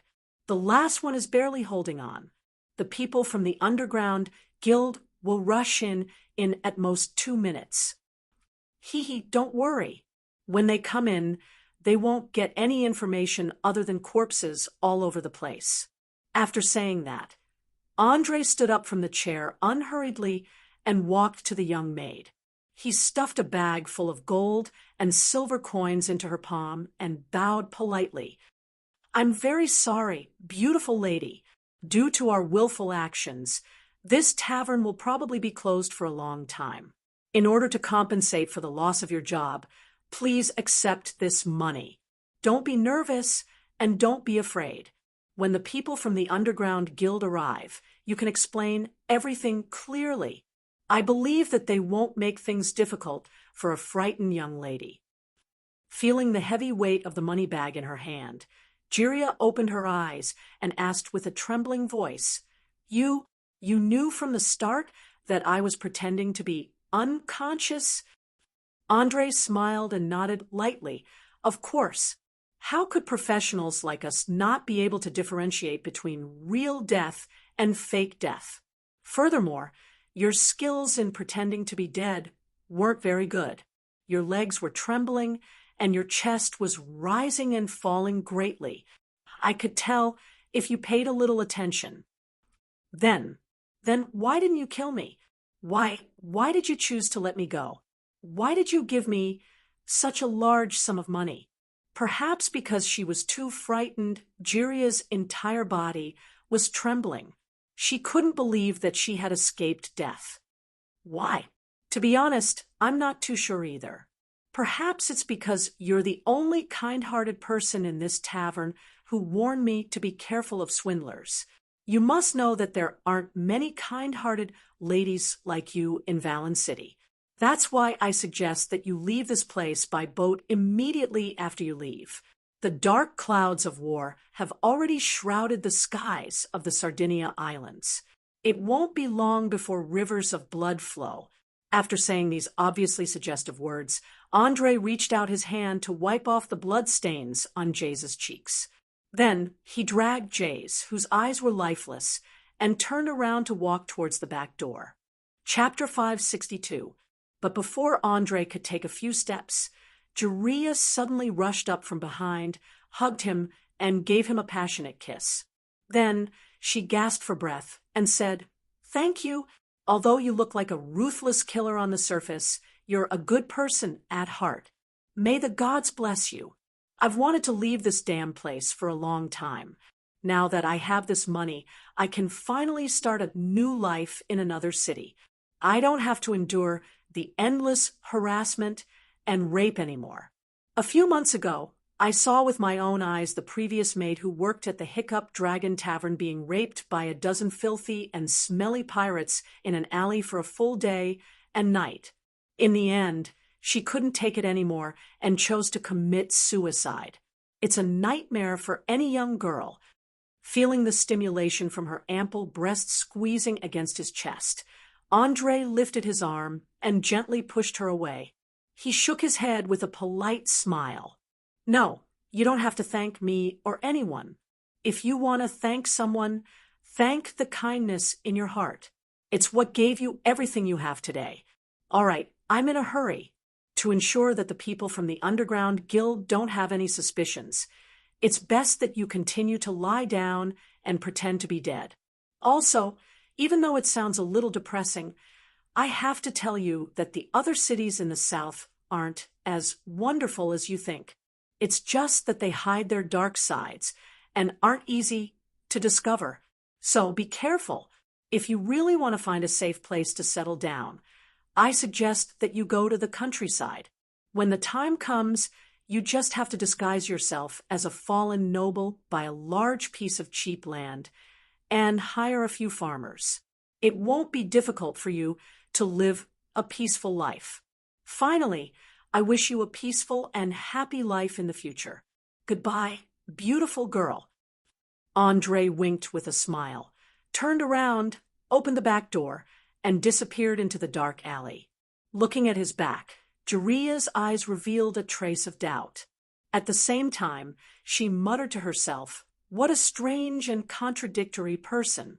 He can coldly kill so many smugglers and swindlers, and at the same time, he cares so much for a strange girl. Is he kind or evil? More importantly, he's so handsome." Just as an infatuated expression appeared on her face, a series of noisy footsteps came from outside the tavern, followed by a series of loud curses. "Damn it!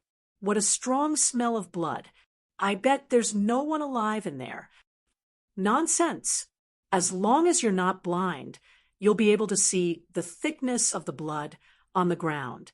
At least 15 or 16 people have died to reach this level. What should we do?" The customers of the Hiccup Dragon Tavern are basically a group of relatively powerful smugglers. If they are all killed, then we will be in big trouble. Trouble? Ha ha. Man, this is no longer a problem. It was a disaster. A huge disaster. Think about how we're going to explain this to the guild leaders. From now on, we better pray that there are at least 1 or 2 survivors. Otherwise, everyone will suffer together with them. Accompanied by quarrels and complaints, the sound of footsteps got closer and closer, and he could even see a shadow swaying outside the door. Angelia felt her heart beating wildly. No matter how she tried to calm it down, she could not. In the end, she could only clench her teeth and stomp her feet. She hid the money pouch in her tight shorts as fast as she could, and at the same time grabbed the hardwood wine cup and smashed it on her head. Then she blacked out and fell into a pool of blood, completely losing consciousness. Not long after she fainted, 7 or 8 people wearing the same hard leather armor and holding daggers and short swords walked in from the main door. The guy in the lead glanced at the miserable situation in the hall, and his pupils instantly shrank. He sighed in disbelief. Oh, my God, this is no different from a slaughterhouse. The person who did this must be crazy. That's right. No matter who did this, there's definitely something wrong with his head. Look at the middle-aged fatty on the ground. His name is Lear, a weapons merchant who owns 3 ships and more than 100 valiant sailors. Even the guild leaders have to greet him politely when they see him. And that baldy over there, he's one of the largest grain merchants in the city. Another man echoed his companion and quickly identified the deceased. His expression was incomparably solemn. This was because he knew the enormous power behind the corpses in front of him. Once the news of their deaths spread, the entire Valen city would be in an uproar, especially the alliance formed by the smugglers. They would definitely put pressure on the Pirate King and the underground guilds. The consequences would be unimaginable if the culprit was not caught as soon as possible. However, not everyone knew the severity of the situation like him. A young man who looked to be about 23 or 24 years old squatted down and gently opened the wounds. He mocked in a slightly sarcastic tone. "Ha! So they're all big shots with power and influence. I really don't know who they've provoked to suddenly be massacred. Judging from the fatal wounds, it should be the mercenaries who fought with us just now." "You mean those 3 mercenaries attacked this tavern and then madly charged out to take us down with them?"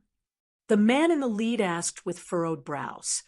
"At least from the traces on the corpses, that's the only explanation for now. But I can only come to a conclusion after I've checked all the corpses." The young man shrugged and replied carelessly. Just as the man in the lead was about to say something, the person who was searching the room suddenly shouted, "Quick, come over. I found a survivor. Judging from her attire, she should be a waitress of the tavern. She might know something." Hearing this, the man in the lead instantly became excited. He clenched his fists and replied loudly, "Well done. Use the fastest method to wake her up. I need to know why the mercenaries went crazy immediately, and what's the motive of the people who launched this attack." "Leader, there's no need to go through so much trouble. She's already woken up on her own. If you have any questions, just ask her directly. She can hear you." As he spoke, the member of the underground guild slowly helped Jaria up and brought her before the man in the lead. At the same time, he lowered his voice and warned, "Girl, I think you should know who we are and how we do things. Tell us everything you know honestly, or else, don't kill me. Just ask whatever you want to know. I promise I'll tell you the truth." Jaria trembled all over, her eyes revealing unconcealable fear. Chapter 563. Of course, half of these feelings were real. After all, the underground guilds had always been vicious and merciless. Normal people would be afraid of them. However, the other half was fake. The girl knew that if she wanted to leave safely, she had to reduce her presence as much as possible. Otherwise, she might be taken away and locked up. The leader was obviously satisfied with the deterrent effect of the guild's name. His expression instantly became kinder as he patted the girl's shoulder. "Relax. As long as you tell me everything you know, I promise I won't make things difficult for you. I can even satisfy some of your requests. Now, tell me what happened in this tavern. Who killed the smugglers? And what's with those crazy mercenaries who rushed out just now?" "A massacre. A premeditated massacre. 2 strangers wrapped in cloaks walked in and spoke a few words with the tavern's most famous swindler, Jace. Then, for some reason, they suddenly got into a conflict with the smugglers. What followed was a fierce scuffle. Not long after the fight started, I was knocked unconscious by something hard, so I didn't know the final result. Terrifying, too terrifying. There was blood everywhere." Angelia purposely spoke incoherently about the entire process. She looked like an ordinary person who had been severely traumatized. In order to not arouse the other party's suspicion, she even used the unique technique of crying, which was unique to women. One had to admit that even though it sounded a little vulgar, the effect was pretty good. When the man in the lead saw that the young maid was crying, he immediately frowned subconsciously and gave a look to his companion beside him. There was no doubt that he was not very good at dealing with this kind of situation, and the sound of sobbing especially annoyed him. The man who was supporting Angelia shrugged helplessly and comforted her softly. "Hey, girl, calm down. It's over. The sooner you tell us everything, the sooner you can return home to take a bath and have a good sleep. When you wake up, you can treat it as a nightmare." "That's right. I had a nightmare. What happened just now wasn't real. Illusion. I must have seen an illusion." Angelia quickly wiped her tears and began to talk to herself nervously. It was as if she had been greatly traumatized and her rationality was rapidly collapsing. "Damn it, boss, if you still have any questions, you better hurry up. I think this girl might go crazy in a while." Another guild member noticed the girl talking to herself and immediately lowered his voice to remind her. Without saying a word, the man in the lead walked up to the bar counter, picked up a bottle of the strongest aged wine, pinched Jaria's chin, and poured it all into her mouth. Jaria choked and coughed nonstop. Then snot, tears, and the undigested food in her stomach all spurted out. In an instant, the tavern that was filled with the smell of blood had a sour stench. Staring at the young maid who was coughing nonstop, there was not a trace of pity in this guy's eyes. It was as cold as a block of ice. After a full 2 or 3 minutes, he asked in a neither fast nor slow tone, "How is it? Are you sober now? If you are, then continue to answer my questions. Remember, don't try to escape, and don't try to hide anything. I'm the guild's dark enforcer. I'm proficient in all sorts of torture methods. Even if you've really gone mad, I have ways to make you talk. Cough, cough, cough. I am sorry. That's all I know. As for why those mercenaries suddenly went crazy, I think it's because the other party suddenly shot out 3 red lights from his hand. Jaria was really scared this time. She realized that it was useless to pretend to be pitiful, so she could only reveal some valuable information. Red lights? The self-proclaimed dark enforcer's eyes lit up. He turned around and asked his companion who was inspecting the corpses, "Hey, Richie, do you know what those red lights are? Arcane spells? Divine spells? Innate abilities or magical items?" The man called Richie pondered for a dozen seconds before raising his head and replying, "Judging from the fearless gazes of those mercenaries, they should be under the control of an enchantment spell. A low-level charm person definitely wouldn't be able to achieve such an effect. It would require at least level 3 berserk charm or a higher level dominate person. If the other party did not rely on a powerful magical item, then his spellcasting level would be at least level 7 or even higher. Whether it's a priest, a wizard, or a warlock, his strength is very dangerous. It's far beyond what we can handle. I personally suggest that we report this matter to the leaders immediately. Normally, a spellcaster like this wouldn't appear for no reason, nor would he kill a group of smugglers for no reason." After hearing his companion's analysis, the dark enforcer's expression turned grave. "You mean, what I mean is that something big is about to happen in Valen City. Don't you understand? This is the signal for war. No matter who is behind all of this, their target is definitely not the smugglers, but us, the pirate alliance that rules this archipelago." Richie was obviously very smart. He could tell at a glance that the ones who would suffer the most from the sudden deaths of so many smugglers were not others but the pirates and the underground guilds. If they were unable to catch the culprit and appease the smugglers' alliance, then the prosperous trade and supply of goods on this archipelago might be affected. Moreover, The pirates were about to carry out a large-scale operation, so a series of serious chain reactions would erupt if something went wrong. War. This is Valen City.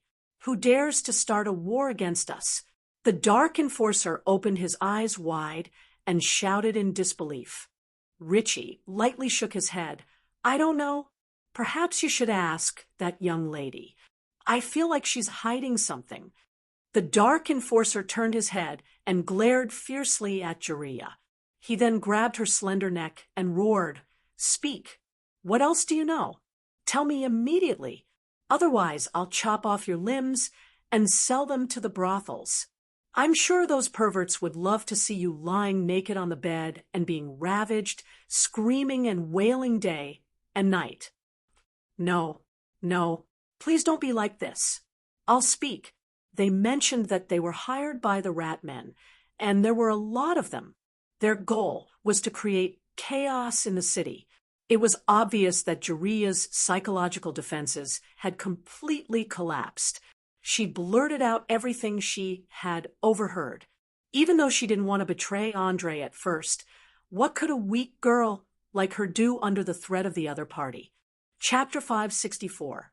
Survival. This was a serious and cruel topic, especially for those who lived in harsh environments.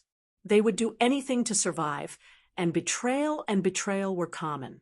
Although Angelia was very grateful to Andre for giving her a chance to start anew, and even felt a trace of infatuation and adoration in the face of survival, she chose to give up on the former without hesitation. This was because all the residents of Valen City knew that if they wanted to change their fate, they had to survive first. Of course, this girl didn't know that everything she had heard and seen was all misinformation that Andre had purposely left behind to mislead the underground guilds. After all, the difference in intelligence between the two was too great. Angelia was the one being used from the start. She was the only one who didn't know and thought that she had met a good person. Andre's goal was very simple. He wanted to force the Rat Men to break off their relationship with the underground guilds as soon as possible. It would be best if they could set up a big battle. This way, he could save a lot of brain cells and shift his focus to the pirates. After all, the upcoming naval battle that would decide the entire situation of the southern seas was what he was truly concerned about. It would be fine if Lincoln City's navy won, but if they were annihilated, then he would have to do his best to take over the Pirate Alliance's inheritance in order to deal with the remnants of Bakrov City's fleet. From a certain perspective, he only had one true enemy, and that was the old Lich's apprentice, one of the 4 powerful dukes of Lincoln City, Loretta Botons. Ratmen? You're saying that the Ratmen are the masterminds behind this massacre? The Dark Enforcer felt terrible after hearing the girl's answer. His 2 strong hands even trembled slightly, and he immediately let go of the girl's slender neck. Perhaps others didn't know how terrifying the Ratmen hiding in the docks were, but as someone who had personally participated in many ambushes, he knew that if the Ratmen decided to go to war, it would bring disaster to Valen City. Angelia, who finally had a chance to catch her breath, panted heavily and nodded fearfully. That's right. I heard it clearly. They said that the Ratman King felt that his life was coming to an end, so he decided to fight to the death for the survival of his race. Oh, damn it. This is probably the worst news I've ever heard in my life. Ricky groaned as he slapped his forehead, but in less than a minute, he pulled himself together and suggested, Guys, I don't think there's a need to continue investigating the smuggler's murderer. The most important thing now is to figure out if this information is accurate. If it's true, then we have to start preparing for war. As senior members, I believe you have all read the information about the Rat King, Bernie Ecclestone. I have to remind you that he is an extremely dangerous person. He once almost uprooted the guild. The leaders want to kill him all the time, but for so many years, they have not had a chance to do so. Also, according to the information I received recently, One of his grandsons seems to be planning an attack on the senior members of the guild.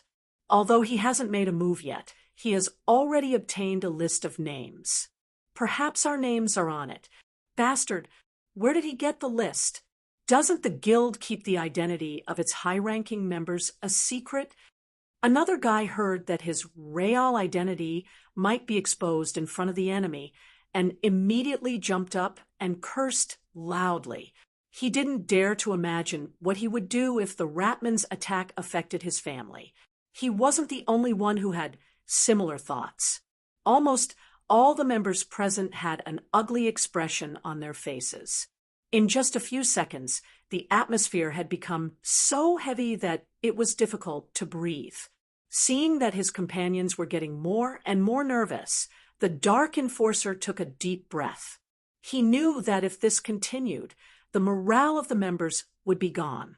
So he clenched his fists and said seriously, "Since the situation has become so bad, we have to take action immediately. First, I have to return to the guild and report everything that happened here to the leaders. Ricky, you are responsible for taking the rest of the people to investigate the Ratman's movements. Remember, no matter what unusual actions they take, you must remain calm. Don't launch an attack because we are not ready for war yet. Delay as long as possible. Don't worry, I'm not an idiot. I know when to take action and when to endure. You also try to be careful. Didn't that girl say that there are many assassins lurking in every corner of the city? They may launch an assassination operation against the guild at any time." After saying that, Ricky bumped fists with the Dark Enforcer and left through the back door with the rest of the members. 10 seconds later, they disappeared into the night. After watching his companions leave, the Dark Enforcer didn't even look at the young maid who was curled up in the corner. He walked through the main door alone and headed toward the underground guild headquarters. Perhaps under normal circumstances, he wouldn't mind imprisoning Jiria and having fun with her for a few weeks to completely release the beast desire that had accumulated in his heart. However, the current situation was critical, and he didn't have such thoughts. He didn't dare to delay for even a second. If the guild was defeated by the Ratman, with the crimes he had committed over the years, he would definitely be torn to pieces by his enemies. The sea breeze of the night passed through the broken windows and door cracks and blew into the tavern, filled with sticky blood and corpses. The only living person inside couldn't help but shiver. At the same time, it also awakened her stiff body and mind. Phew, phew, phew, phew. This is too scary. I have to leave this place immediately. I have to leave this city of sin. Jiria muttered to herself as she touched the dark red handprint on her neck. A few minutes later, she casually took some valuables and ran toward the ship's ticket store. There was only one thought in her mind right now, and that was to escape. Run as far as she could. The underground guild was indeed worthy of being the ruler of Valen City. Less than half an hour after the news was sent back, a large number of members armed with weapons appeared on the streets. Although they had yet to seal off the entire city or conduct house-to-house searches, just standing there was enough of a deterrent force. Many thieves, hoodlums, and ruffians saw that the situation wasn't good and quickly returned to their residences. They locked their doors and windows tightly and carefully observed the situation outside. Apart from that, the guards outside the Ratman's territory had also secretly increased by several times. Some places even had ballistae deployed. Without a doubt, Andre's scheme had succeeded. Regardless of whether they would fight in the end, the fragile trust between the Ratman and the underground guild had completely collapsed. It was only a matter of time before they fell out. Chapter 565. With the activation of the defense mechanism, the bloated and huge machine that was the underground guild alliance began to display its overwhelming power. In less than an hour, they had taken control of the entire city. Although the actions of a large number of subordinate guilds appeared to be very disorderly, the people sent by the few large guilds were quite elite. This was especially true for those who wore tight black leather armor and held small round shields and short swords. Once they found a suspicious target, they would immediately rush up and press them to the ground. A few outsiders who were confident in their strength tried to resist, but they were subdued within a few seconds. Their superb martial arts and skillful cooperation gave people the illusion that they were soldiers, not gang members. Of course, such aimless arrests like this had no effect at all, except to warn those who were ready to make trouble in the dark.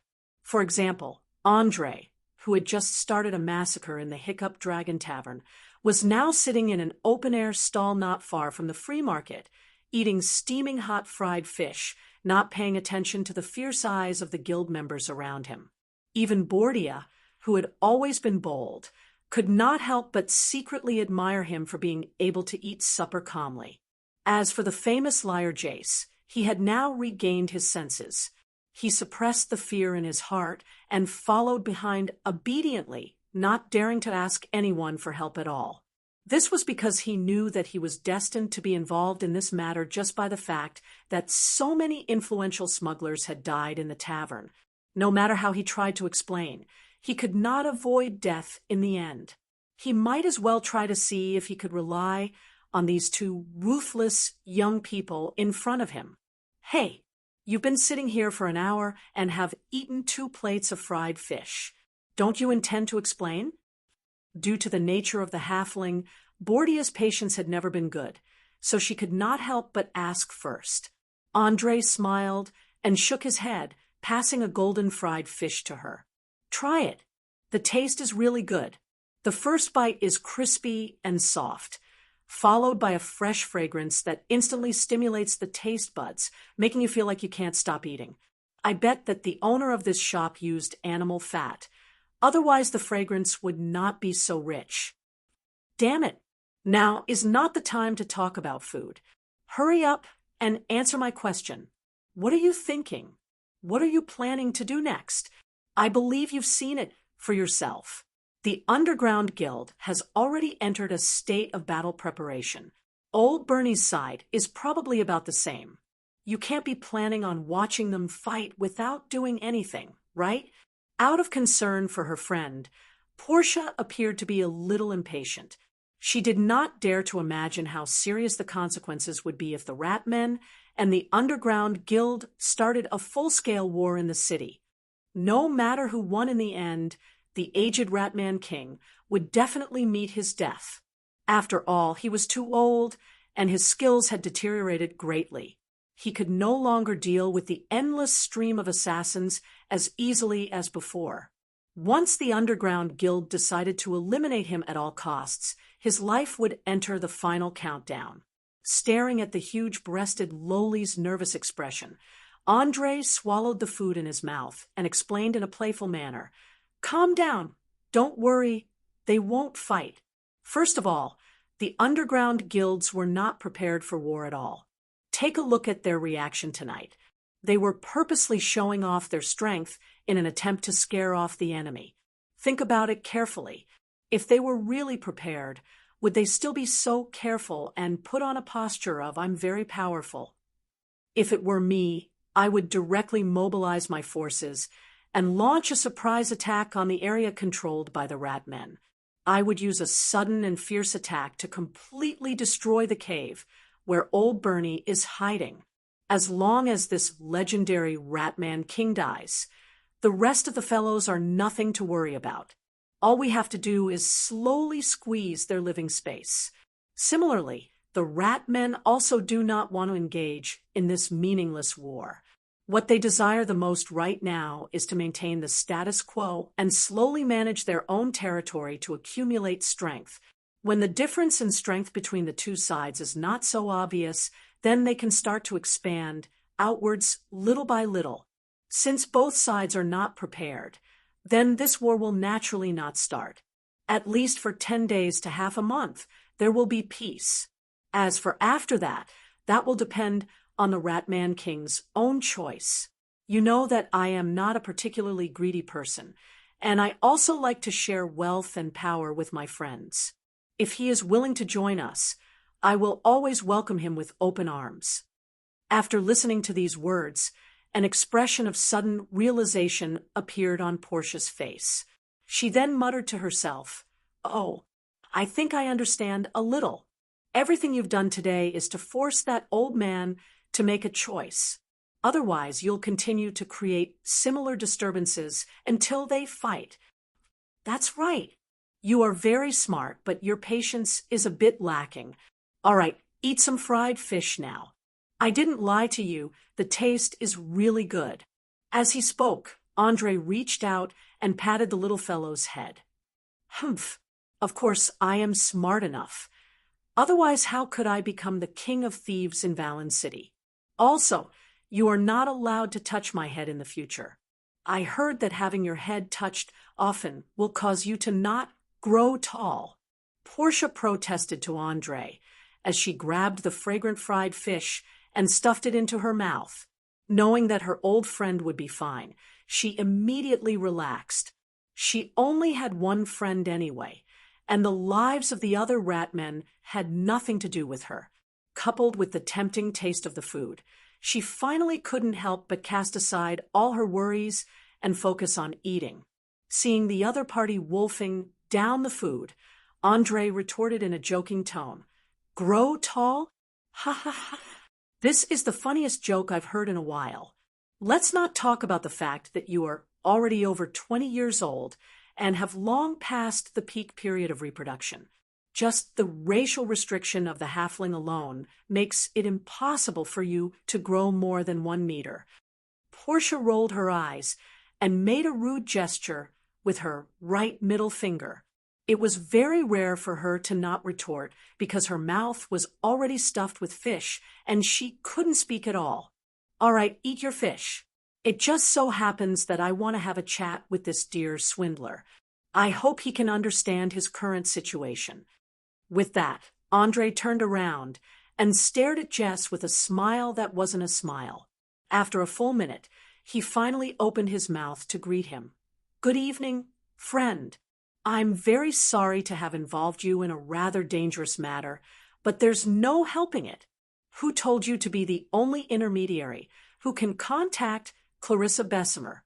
If you don't mind, can you introduce yourself so that we can understand each other better?"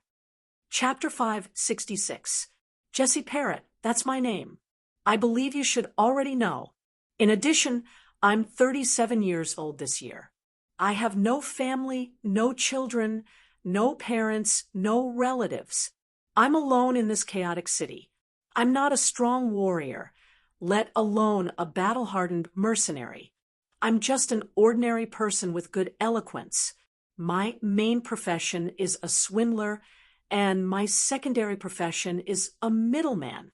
Of course, maybe you're wondering why a smart woman like Clarissa Bessemer would choose me to be her only contact. In fact, the reason is very simple. On the night her father was killed, I happened to pass by and saved her life. In return, I can always earn a stable reward by introducing clients. Especially in the case where I can't find prey, it can ensure that I don't have to starve or sleep on the streets for the time being. However, that's all there is to our relationship. We're not as close as outsiders think. I haven't even seen her take off her veil for several years. I don't even know if this woman who calls herself Clarissa is the real her. As an excellent swindler, Jessie was very good at reading people's faces. After such a long observation, he found that Andre's character was not as violent as when he killed unscrupulously in the tavern. Moreover, everything he did had an extremely strong purpose. His intelligence was also astonishingly high. He simply played the underground guild and the rat men in the palm of his hand. In order to save his own life, he didn't dare to hide anything at all. He directly said all the things that the other party might be interested in. Then he sat on the bench and waited silently for the result. "So, you and Clarissa became partners only because of a coincidence." After being silent for about half a minute, Andre suddenly asked with a tone full of doubt. Obviously, he didn't quite believe this melodramatic explanation, not to mention that the other party was an out-and-out swindler. If he believed it easily, he would be an idiot. Jesse also understood that his profession was indeed difficult to gain people's trust, so he explained with a bitter smile, "Yes, it was a complete coincidence. At that time, I lived less than 50 meters away from her house. That night, I suddenly heard a fierce quarrel outside. When I opened the window, it turned out that her father was fighting with a strange man. It seemed that they were snatching an old notebook. Clarissa Bessemer, who was only about 10 years old, was terrified. She tried her best to help her father, but unfortunately, before she could get close, she was kicked away by the stranger and rolled into a ditch by the roadside. Then, the stranger took out a sharp weapon and stabbed her father in the chest before fleeing in a hurry. Out of curiosity, I quietly left the house to check on the scene. I realized that her father had lost too much blood and was on his last breath. Clarissa had also fainted from drowning. She kept mumbling a name, Neil Grant, who was the current first mate of the Sea Wolf. What was strange was that this guy obviously didn't have the amazing swordsmanship that people later praised. It could even be said that he didn't understand swordsmanship at all. But when he reappeared a few years later, he was already a famous swordsman in Vallon City. I once asked Clarissa about this matter, but I didn't get any answer. She refused to discuss the cause of her father's death with anyone. What was even stranger was that Neil Grant also didn't choose to kill her. There seemed to be some kind of tacit understanding between the two, or perhaps an agreement. I'm very sorry, but that's all I know. If you want to know more, you'll have to ask the two people involved. Other than them, I don't think there's a third person who knows what happened that night. After saying this, Jesse didn't pay attention to Andre's reaction and directly grabbed a fried fish from Portia's plate and stuffed it into his mouth. He had already revealed all the secrets he knew. It was up to others whether they believed him or not. The most important thing now was to fill their stomachs. At the very least, they couldn't die on an empty stomach even if they had to. Without a doubt, this was a typical gambler's mentality. At the same time, it was also a manifestation of the wisdom of a small character. Their lives were already under their control anyway. Rather than worrying for nothing, they might as well completely let it go, eat, drink, and live every minute comfortably. Andre admired people who could let go of things easily. He smiled and nodded. "Thank you very much for your detailed explanation. I more or less have a general understanding of your relationship with Clarissa. Don't worry, I won't kill you, but I won't let you go either. At least not before I see Clarissa Bessemer. It's all right. I'm very clear about my current situation. Even if you let me go, I'll find a way to stay. Because once I don't have your protection, I won't be able to walk more than a few streets before I'll be captured by the people of the underground guild and locked in a dark cell. I'll never be able to see the sky outside again." Jesse ate the fried fish with relish and shrugged his shoulders indifferently. There wasn't the slightest bit of worry about the future on his face. It was as though he had experienced similar dangerous situations many times. Otherwise, he wouldn't be so calm. Not bad to be able to understand this. It means that you're a rare smart person. But how can you be sure that I'll protect you? Or rather, why don't I just kill you after I've finished using you? Andre probed with interest. He wanted to see what kind of different answer this uncle, who was stuck in a quagmire, would give. Ignoring Portia's angry eyes, Jesse quickly grabbed another hot fried fish and stuffed it into his mouth. As he chewed and swallowed, he pointed to his eyes. "Because I can see that you're a utilitarian through and through. You won't easily abandon someone who's useful to you, and I happen to be very useful to you, at least before you see Clarissa Bessemer. As for the future, I'll slowly prove my worth." Hearing these confident remarks, Andre smiled. He smiled very happily. "Ha ha ha ha. Well said. I like your confidence, and I like your intelligence even more. As for whether you're really useful, let's wait and see. Don't worry, I will never let anyone down. You will soon see my value." Saying this, Jess wiped the oil on his mouth, stood up and bowed politely. "No, you don't have to wait that long. You can prove your worth now. I don't know if you've noticed, but there's a kid standing there waiting for more than 10 minutes. If I'm not wrong, he should be the one who came to deliver the letter to you. Go, bring back the meeting address. I can't wait to meet this woman who's proficient in 12 languages. She's a true genius." After saying that, Andre turned his head slightly and waved at the dirty little boy hiding behind the bulletin board with a smile. Chapter 567.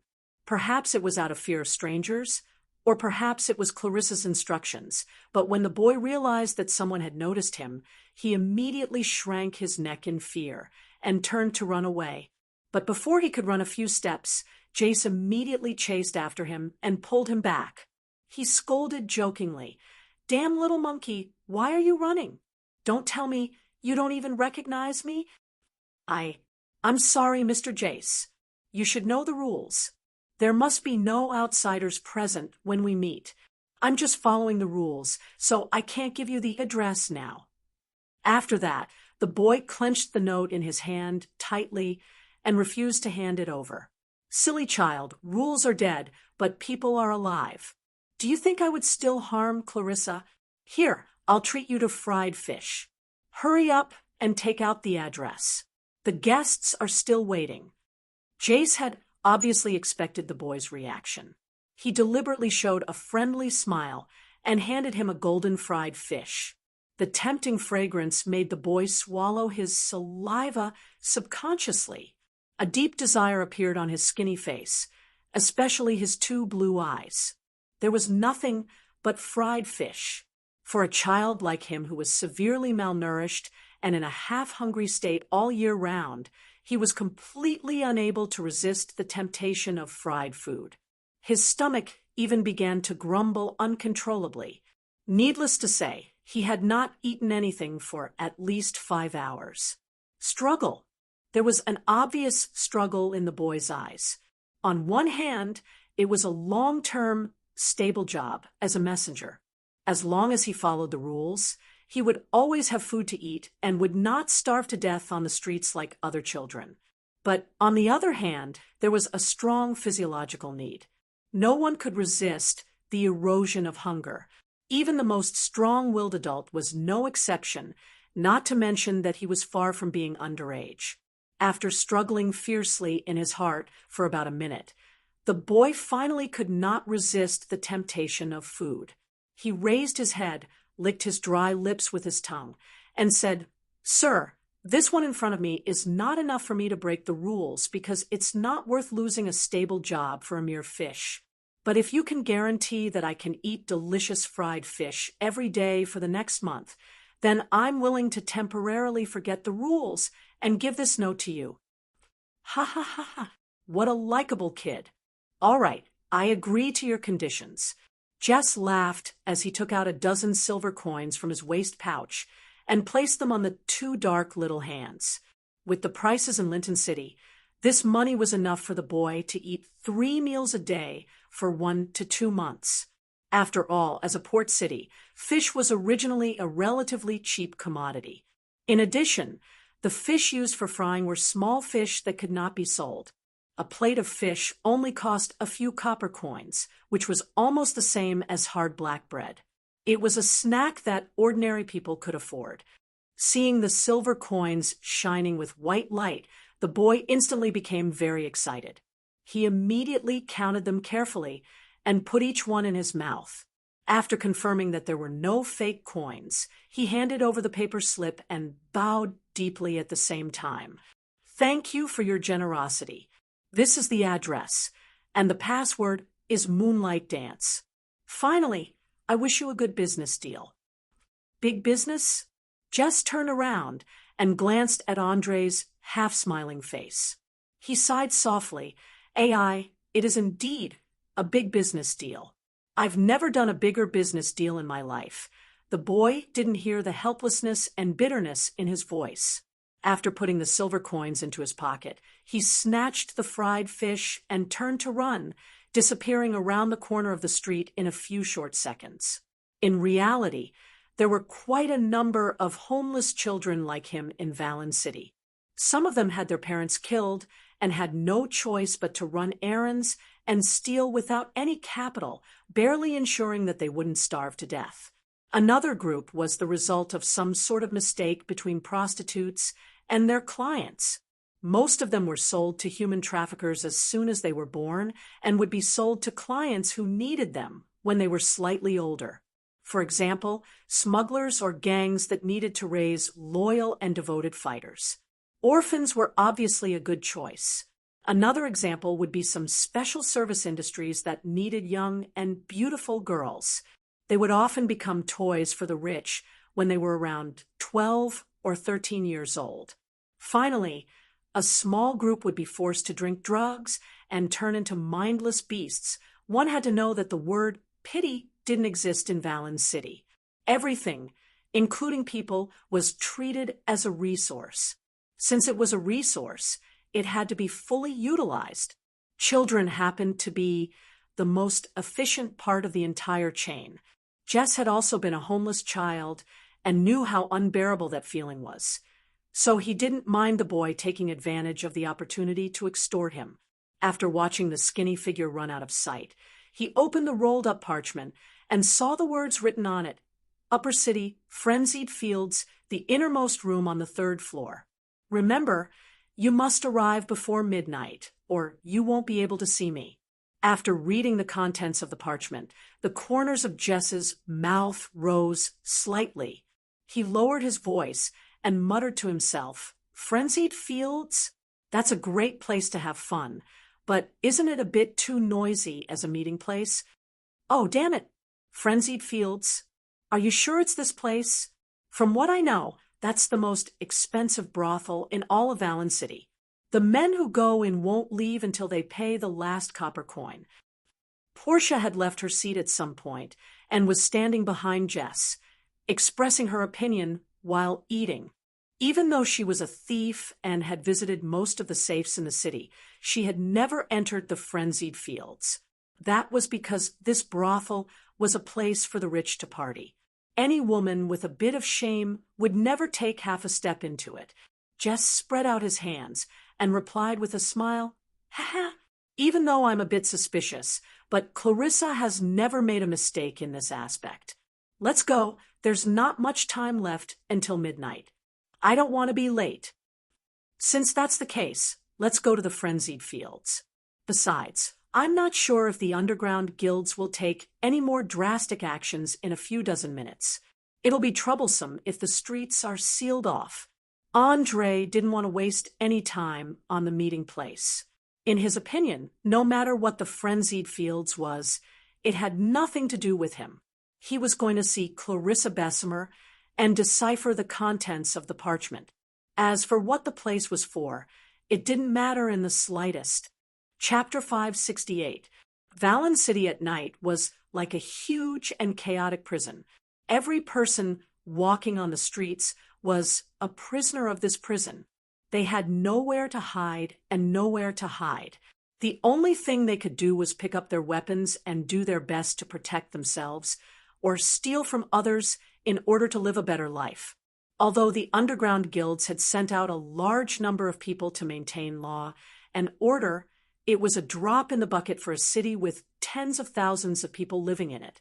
This was especially true in the dark alleys, where there was no shortage of violent incidents. Andre's group took less than 20 minutes to travel from the free market to the upper city. They encountered 2 or 3 waves of bandits blocking their way. Of course, their fates were similar to the smugglers in the Hiccup Dragon Tavern.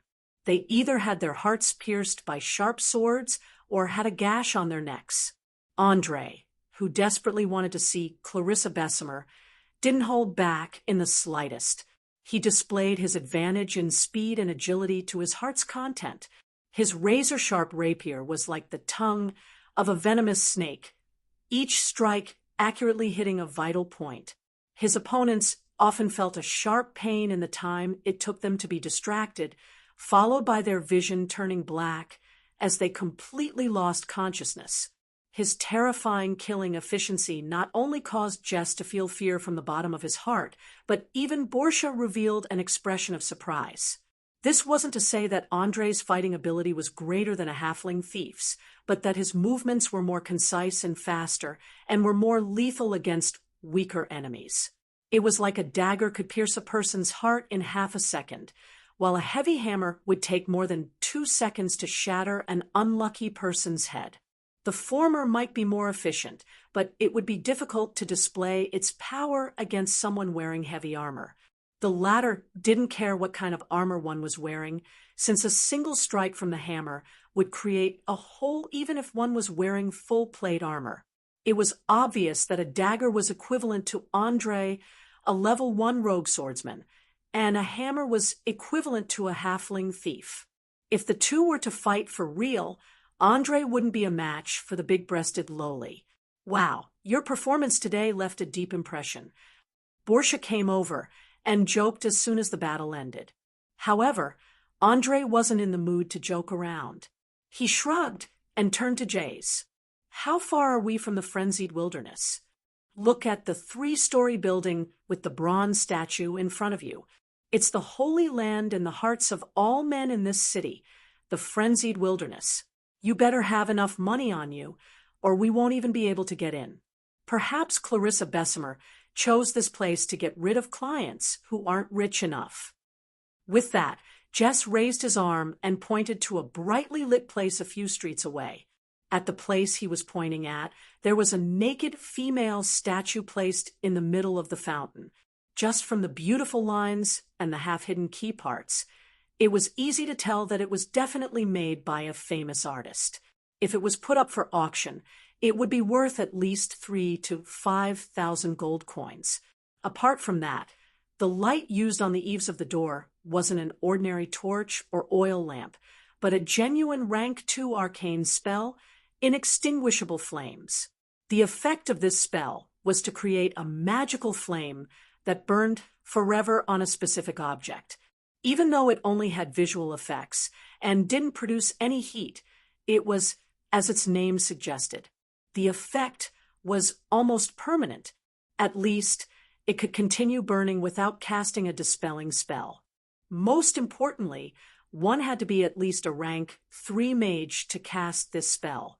It was so expensive that many noble families would have to think twice before purchasing it.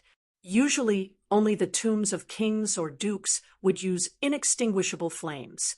The main purpose was to make it convenient for the tombkeeper to protect the grave goods from being patronized by grave robbers. As a mage, Andre was very clear about the price of various spells. Just the decorations and lighting at the entrance of the frenzied wilderness were worth more than 8,000 gold coins.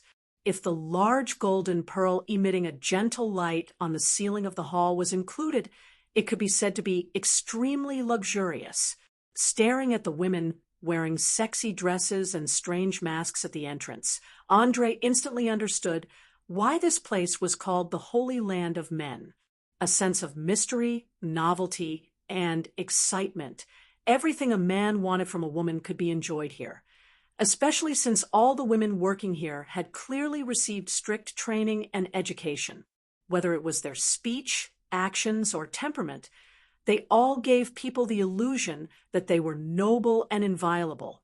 It was enough to arouse a man's desire to conquer that was hidden in his genes. Without a doubt, the frenzied wilderness was mainly targeted at those who had money but couldn't obtain the corresponding social status: smugglers, pirate captains, vice captains, high-ranking members of underground guilds. Occasionally, there would be a few hoodlums who wanted to improve their taste. Only men with an extreme sense of inferiority would want to find confidence and satisfaction by toying with arrogant women. Interesting. A high-class brothel full of debauchery and depravity built to satisfy some twisted and sick desires. But as a secret meeting place, it can be said to be perfect. Andre muttered to himself with a playful smile as he pulled on his hood and walked towards the entrance. The closer he got to the destination, the more he discovered how outstanding Clarissa Bessemer was. This woman's grasp of the human heart was beyond imagination. She had chosen the frenzied wilderness for a reason. First, just as Jess had said, it was to get rid of customers who lacked financial resources. After all, just a meeting would cost dozens or even hundreds of Alliance gold coins. If they weren't particularly rich, they would definitely choose to give up immediately. Second, everyone here, regardless of gender or age, was wearing a mask. Once they noticed that the situation was not good, they could quickly escape by blending into the crowd, greatly guaranteeing their own safety. Third, the lascivious atmosphere stimulated the secretion of hormones. Regardless of whether the person was male or female, they would more or less be affected. If they were distracted during the negotiation process, they would definitely be ruthlessly taken advantage of. To sum up, Andre dared to bet that the meeting place in the frenzied wilderness wasn't a coincidence. After careful consideration, Clarissa had already set up a trap, and he was the one who had stepped into it. Podia's senses had always been very sharp. She immediately sensed the excitement hidden under Andre's calm appearance. She hurriedly ran to him and asked in a low voice, "Is there trouble?" Chapter 569. "Ha, no, it's just a little game of wits. I think this dear lady will give us a hard time.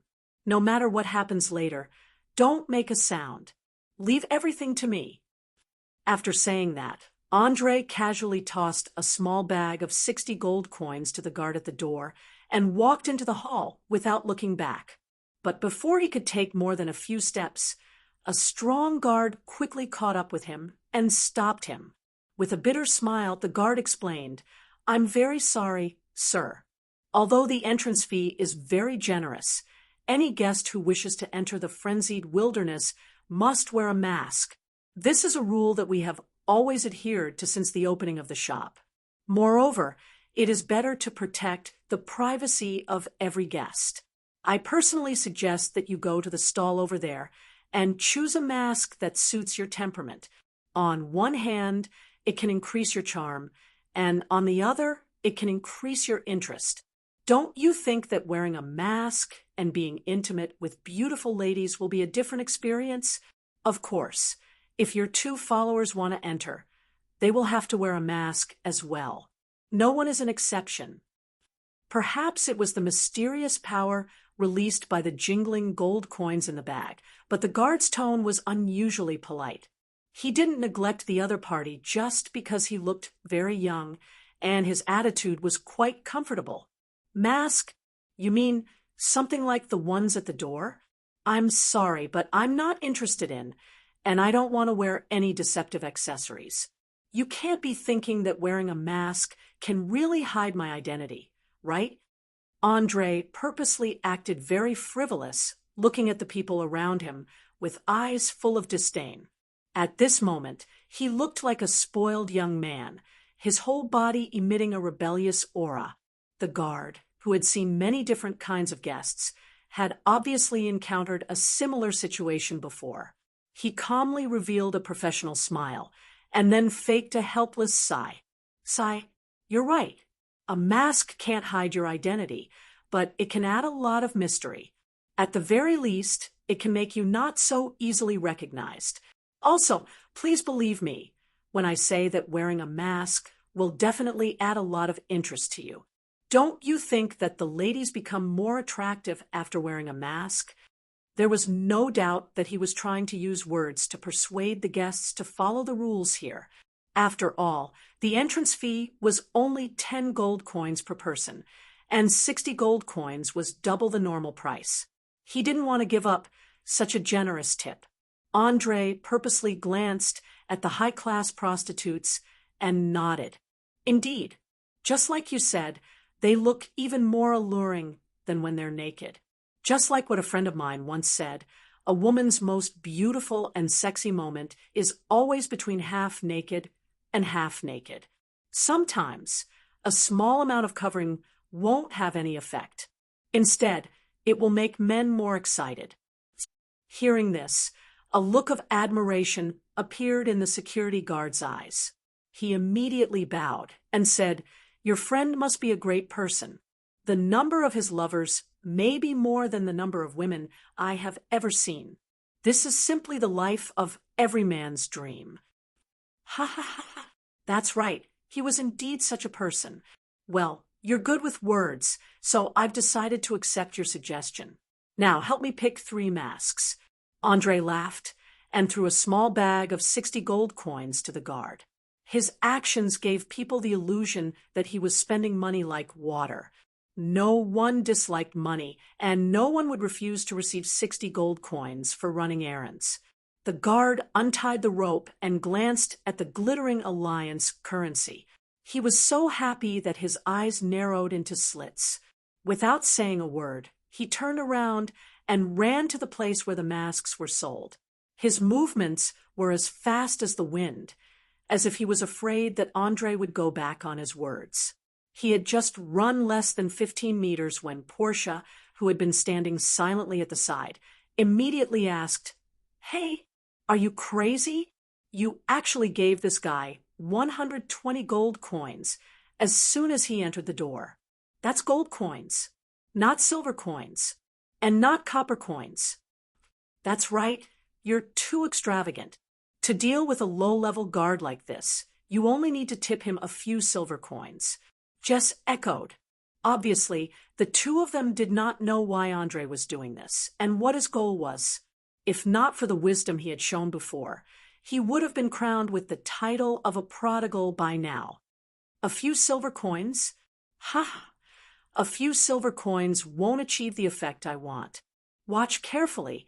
My little game with Clarissa Bessemer began the moment I stepped through the door. After saying this meaningful sentence, Andre ignored the two of them and silently observed the structure of the hall, as well as where each staircase and corridor led to. But before he could see anything, the guard ran back with 3 different masks and said breathlessly, The mask you wanted, I specially chose a silver eye mask for you, coupled with your handsome face. I believe that as long as you're a woman, you will definitely be deeply mesmerized. The other 2 clown masks were prepared for your 2 followers. After all, even the most excellent of servants can't overshadow their master's limelight. Are you satisfied with this? After taking the silver eye mask, Andre briefly looked at the workmanship and immediately put it on. He did not feel any discomfort and quickly revealed a satisfied smile on his face. Good taste.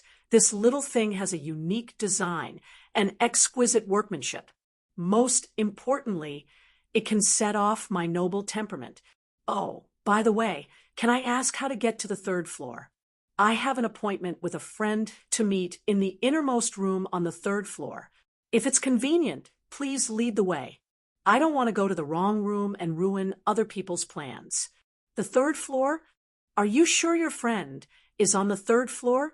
The guard asked in surprise with his mouth wide open. If I remember correctly, he should be on the 3rd floor. Why? Is the 3rd floor not open to the public? Andre pretended to be innocent and asked in return. He could feel that something was wrong from the guard's tone, especially the strange look in his eyes. It was as if he was looking at a pervert. The guard hurriedly waved his hand. No, it's nothing. It's just that the business there is a little special. You'll understand once you take a look. The staircase to the 3rd floor is behind the 2nd door on the left. I can't leave my post to lead the way for you. I'm really sorry. Finally, I wish you a good time tonight. After throwing down the last word, he rushed out of the hall at lightning speed and returned to his workstation. He stared straight ahead, his forehead sweating profusely. Chapter 570. Damn it, this guy's behavior is just too strange. I bet my head that there's something wrong with the 3rd floor's business. Portia muttered to herself as she stared at the guard's nervous back. The corner of Andre's eyes twitched. He immediately turned his head and asked Jays in a low voice, "What kind of business is this third floor running? Why is the guard looking at us with that kind of expression?" He had a strong premonition that the third floor was prepared for people with special hobbies. Perhaps it was humans and beasts or men and men. In short, it definitely had nothing to do with the word normal. Jays spread his hands innocently. "Do you think that with my income level, I'm someone who can afford to spend money in this kind of place? Although I've always dreamed of having a chance to enjoy the wild of frenzy, unfortunately, I haven't had the chance so far. Well, it seems that I can only go and see for myself if I want to unravel the mystery. I hope my eyes won't go blind." Andre held his forehead with a helpless expression. He had originally intended to take advantage of the dazzling gold coins to inquire about some useful information, especially when Clarissa Bessemer had come, whether she often used this place as her hiding place, and so on. Through this, he could further determine her character and characteristics. However, the guard's intense reaction just now had ruined everything. Andre didn't know if this was part of Clarissa's protective measures, but he could feel that there were two eyes hidden in the shadows in the hall, watching his every move, following the path pointed out by the guard. The group quickly passed through the dimly lit corridor, filled with various nude oil paintings hanging on both sides. It was filled with a lascivious atmosphere. Just as they were about to push open the door and enter the last room on the third floor, they suddenly heard a low growl from inside. "Oh, great, great. Treasure. That's it. Use the whip. Don't use the candle. I like the feeling of the whip on my body." The one who let out the almost perverted cry was a man. From the mixture of pain and pleasure, one could tell that he enjoyed the whole process very much and didn't feel that the pain was a kind of torture. "Aha, you lowly male dog. You actually like the feeling of being whipped. Now kneel down and lick my toes. Otherwise, I'll stop whipping you." Another woman with a rough voice cursed loudly in the common language that she was not very familiar with. At the same time, she waved her whip in the air, making cracking sounds.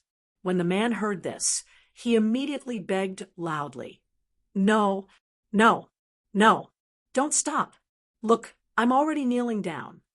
What followed was a disgusting sucking sound. There was no need to ask what this guy was doing. Even Jessie, who had always been very receptive, couldn't help but frown. Portia pointed at the exquisitely carved door and asked in a low voice, "Are you sure this is the meeting place? I don't want to see anything I shouldn't see, and I don't want to be mistaken as a pervert. Maybe it's just a cover-up.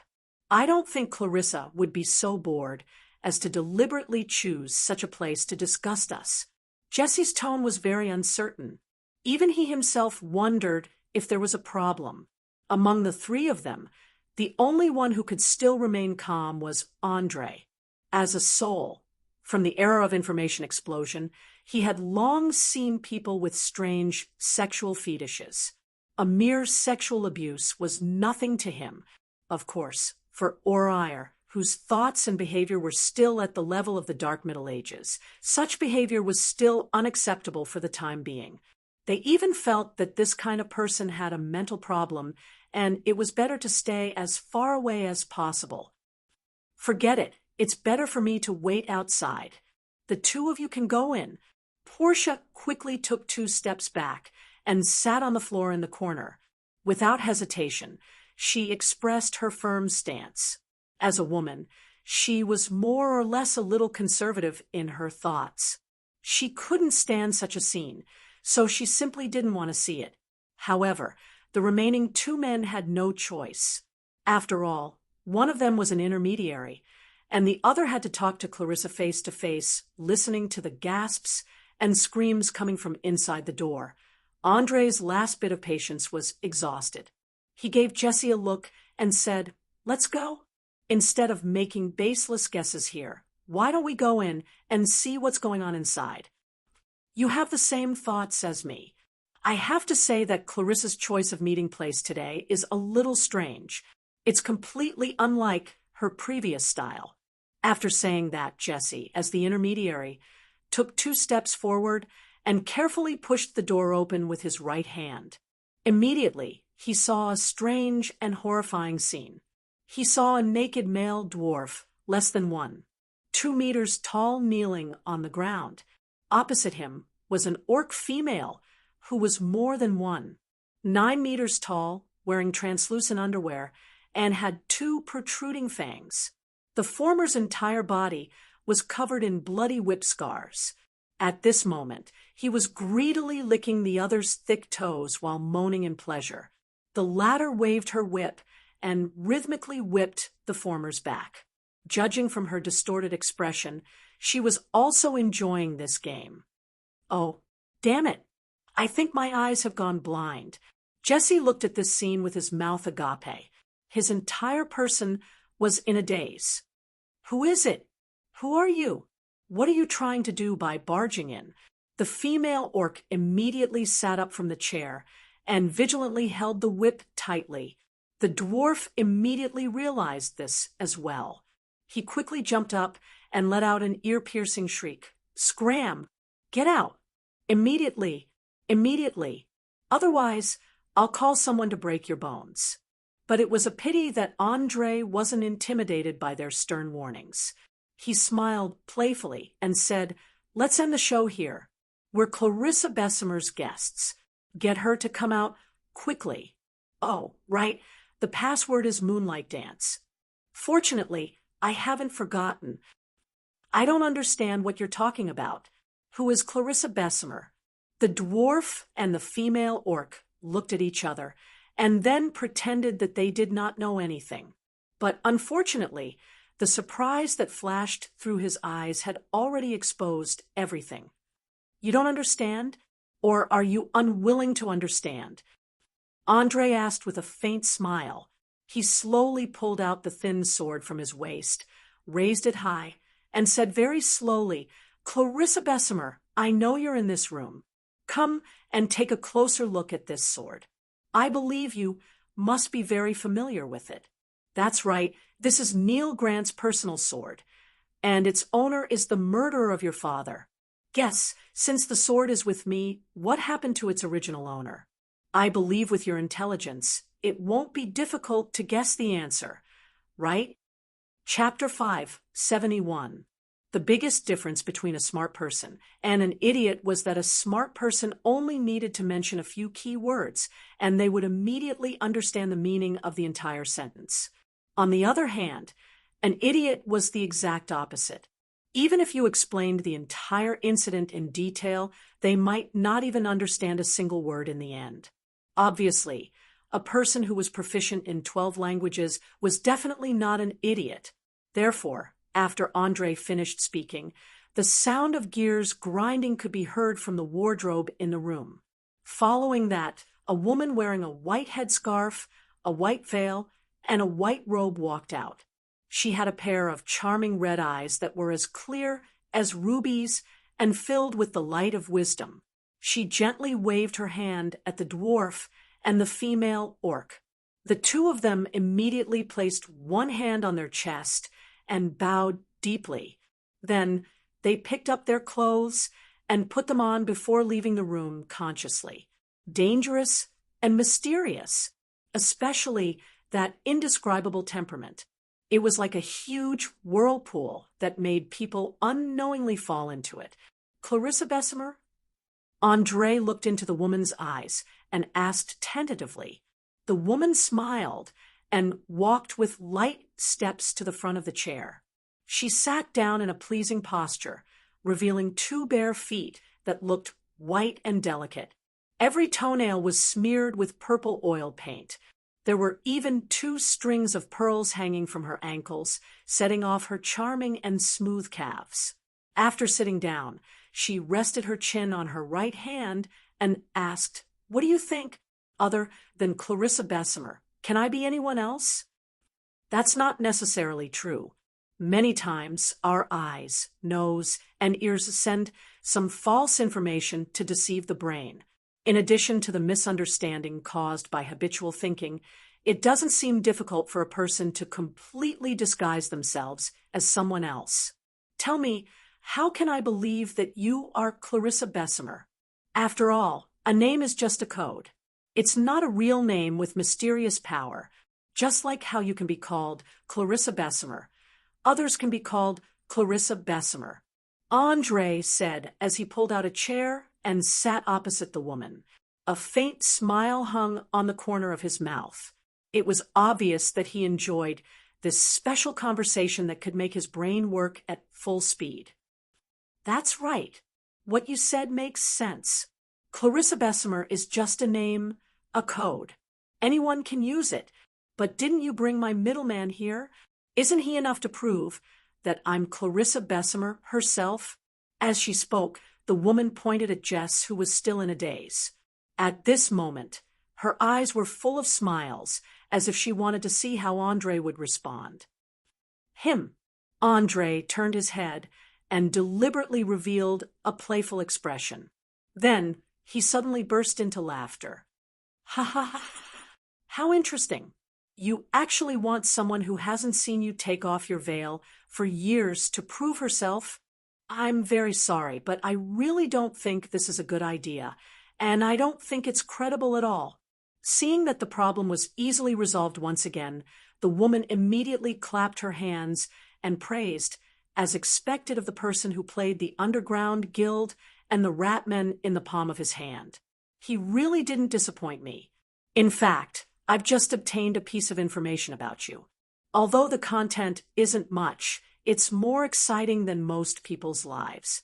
Although I don't know how you killed Neil Grant, how you escaped the pursuit of Seawolf Kent, why you instigated the underground war in Valen City, and what kind of benefits you plan to gain from it, one thing is certain, and that is that you definitely have a meticulous plan. Do you know, after I finished reading this information a few minutes ago, I didn't even want to see you again. Because you're too dangerous and too crazy, I didn't want to involve myself in danger. So I took the initiative to hide. But I didn't think that the moment you appeared, I would suddenly realize that we're the same kind of people. I have to say, this discovery made me very excited. Ever since my father was killed, I haven't seen someone similar to me for a whole 20 years. You're smart, wise, decisive, calm, rational, and you also have the pursuit of knowledge and truth. Everything that I have and desire can be found in you. If it wasn't for the large age difference, I would even think that you're a brother of mine who was lost in the outside world. I'm very honored that my thoughts are exactly the same as yours. You have to know that someone with such outstanding intelligence, but who hasn't come into contact with any arcane knowledge, is even rarer than the giant dragons on the continent. I wonder if you can satisfy my curiosity. What exactly is the reason why you didn't choose to leave the Sardinia Islands? Hatred? Or some other motive? I don't think that with your intelligence, you can't find a way to kill Neil. Perhaps Andre had already estimated that Clarissa's intelligence was very high, but now that he'd seen it with his own eyes, he realized that his estimation was far from enough. Her intelligence had long since surpassed the limits of humans. If converted to numerical values, it should be between 19 and 20. He didn't know how this woman in front of him had been able to do this before she'd fused magic energy into her brain, nor did he know how much power she controlled. Most importantly, since she had the ability, why didn't she take revenge for her father who'd been killed? There was no doubt that the first reaction of any sane person who witnessed their flesh and blood being killed by an enemy would be revenge. Whether it was a child who just started to understand or an old man who was about to reach the end of his life, there was no exception. However, Clarissa's behavior was rather strange, especially when she mentioned Neil's name. There wasn't any hatred, disgust, or enmity at all, as if he was just a stranger, who had nothing to do with her, and not her father's murderer. The woman felt the scrutiny in Andre's eyes and smiled as she brushed away a few strands of hair in front of her eyes. She said in a nonchalant tone, "Kill him? Why would I do that? You don't understand what happened back then at all. At the end of the day, everything was caused by my father's greed. Neil Grant only wanted to protect what belonged to him. My father was the one who discovered the value of the manuscript and wanted to take it for himself. Furthermore, he killed him in a moment of desperation, so there's no hatred in my heart at all. Naturally, there's no need to talk about revenge, because it's meaningless. Furthermore, with your intelligence, you should understand that hatred can't bring us any benefits. Its essence is pain and torture. Anyone who's deeply involved in it will end up either going completely crazy or self-destructing." Chapter 572. After listening to the other party's remarks, a strange look flashed in Andre's eyes. Then he tapped his finger on the table gently. After a full minute, he said, "This is the reason why you chose not to take revenge. In my opinion, it's just a lame excuse to avoid responsibility and obligation. Indeed, as you said, hatred is full of pain and torment, but you forgot that it can also stimulate all the potential in a person. As long as one can break free from the shackles of the mind, things like self-destruction will not happen at all.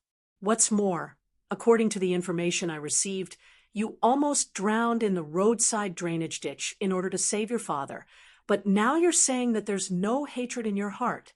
Obviously, if this isn't a lie, then there are only two possibilities. First, you and Neil have reached some kind of agreement in private. Although I don't know the specific content, I can still guess that it must be related to that notebook. Second, you're not Clarissa Bessemer at all, but someone else who replaced her. Since it's an imposter, there's naturally no so-called hatred. In addition, you haven't taken off your veil in front of Jays in recent years, which increases my suspicion in this regard. Tell me, which of these two speculations hit the nail on the head?" Jays, who was standing on the side, had an unconcealable shock on his face. At the same time, he muttered to himself in a trembling voice, "Oh, God! You mean she's not Clarissa anymore? So that's the case. No wonder I felt that her attitude suddenly became strange in recent years. Even the number of times we met became less and less. To some extent, he was the person who spent the longest time with Clarissa in this world and had the closest relationship with her. Therefore, when the fog covering the surface was blown away, he quickly woke up and began to recall the bits and pieces of the recent years. Finally, he came to an answer. The real Clarissa had been replaced by this unidentified woman a few years ago. Seeing Jace's agitated look, Andre smirked slightly. He stared at the woman's ruby-like eyes and comforted him without turning his head. "Relax, buddy. I've already said that this is just speculation. As for whether it's true or not, it's up to this beautiful lady to answer for us. I believe she has already prepared an explanation. Why don't you calm down and listen to it?" Under his strong coercion, the woman did not show the slightest bit of panic. She just smiled calmly and asked, "Just based on this, you can conclude that I'm a fake and my closest business partner. Even though you were stupid before, I didn't get to play first. You were so stupid that you couldn't even recognize your own people. As everyone knew, humans were a fickle race. Especially at every age, there would be different changes. Some scholars called it maturity, while others called it aging. I'm already in my early 30s. It's impossible for me to be like those impatient girls in their 20s who dream about their Prince Charming all day. I need a relatively peaceful and stable life. And in order to do all this, I have to stay away from disputes. Don't you think that keeping a distance from a notorious liar is the most appropriate thing to do? As for the views on hatred, unfortunately, the two of us are a little different. At least in my opinion, a wise person shouldn't be obsessed with hatred, and there's no need to waste time and energy on an old past. Well, Let's end the discussion about personal matters here. I think you should have more important things today, such as the notes you obtained from Neil. As the last word came out from the mouth behind the white veil, the woman who exuded a mysterious aura put her right leg over her left leg and gently shook her fair bare feet and smooth calves. She looked full of confidence, as if she was not affected by the doubt of her identity at all. Jace's performance was just the opposite. He stood there in a daze, as if he had lost his soul. Perhaps the words just now stimulated him a little too much, or perhaps he had doubts about his life. In short, his mind was no longer in this room, and he didn't even care if Clarissa was real or fake. However, Andre didn't give up. He narrowed his eyes and stared at the calves that kept shaking. His brain was working at high speed, and he seriously considered every word she said and every action she made since they met. He didn't even let go of her gaze and expression, trying to find loopholes that he overlooked. He was very clear about how high the intelligence of the woman sitting in front of him was, and he also knew that in order to find loopholes in such an opponent, he had to grasp every detail. In fact, it didn't matter to Andre whether the woman in front of him was the real Clarissa or not. The reason why he didn't let go was to pry open the psychological defense of the other party and pave the way for the next conversation. After all, Johannes Richardner's manuscript was too sensitive. Before he completely subdued or overpowered the other party, he didn't intend to take it out so easily. Otherwise, once the news was leaked, the whole thing would become very troublesome. What? Are you still confused about my identity? Sigh, you're really a suspicious person, but as the same kind of person, I can barely understand your thoughts. In order to show my sincerity, today I'll let you see what I look like without my veil. With that said, the woman pulled off the white veil, revealing all parts of her body except her eyes. She had a sharp chin, a high nose bridge, slightly prominent cheekbones, and thick and sexy lips. All of these formed a very three-dimensional facial features. In terms of the general aesthetics of Aurire, she should be regarded as a beauty, especially the light of wisdom in her eyes, which added a bit of intellectual beauty out of thin air. However, Andre had never seen Clarissa before, so he couldn't tell whether she was real or fake. He immediately turned his head and stared at Jesse with a questioning gaze, waiting for him to give an answer.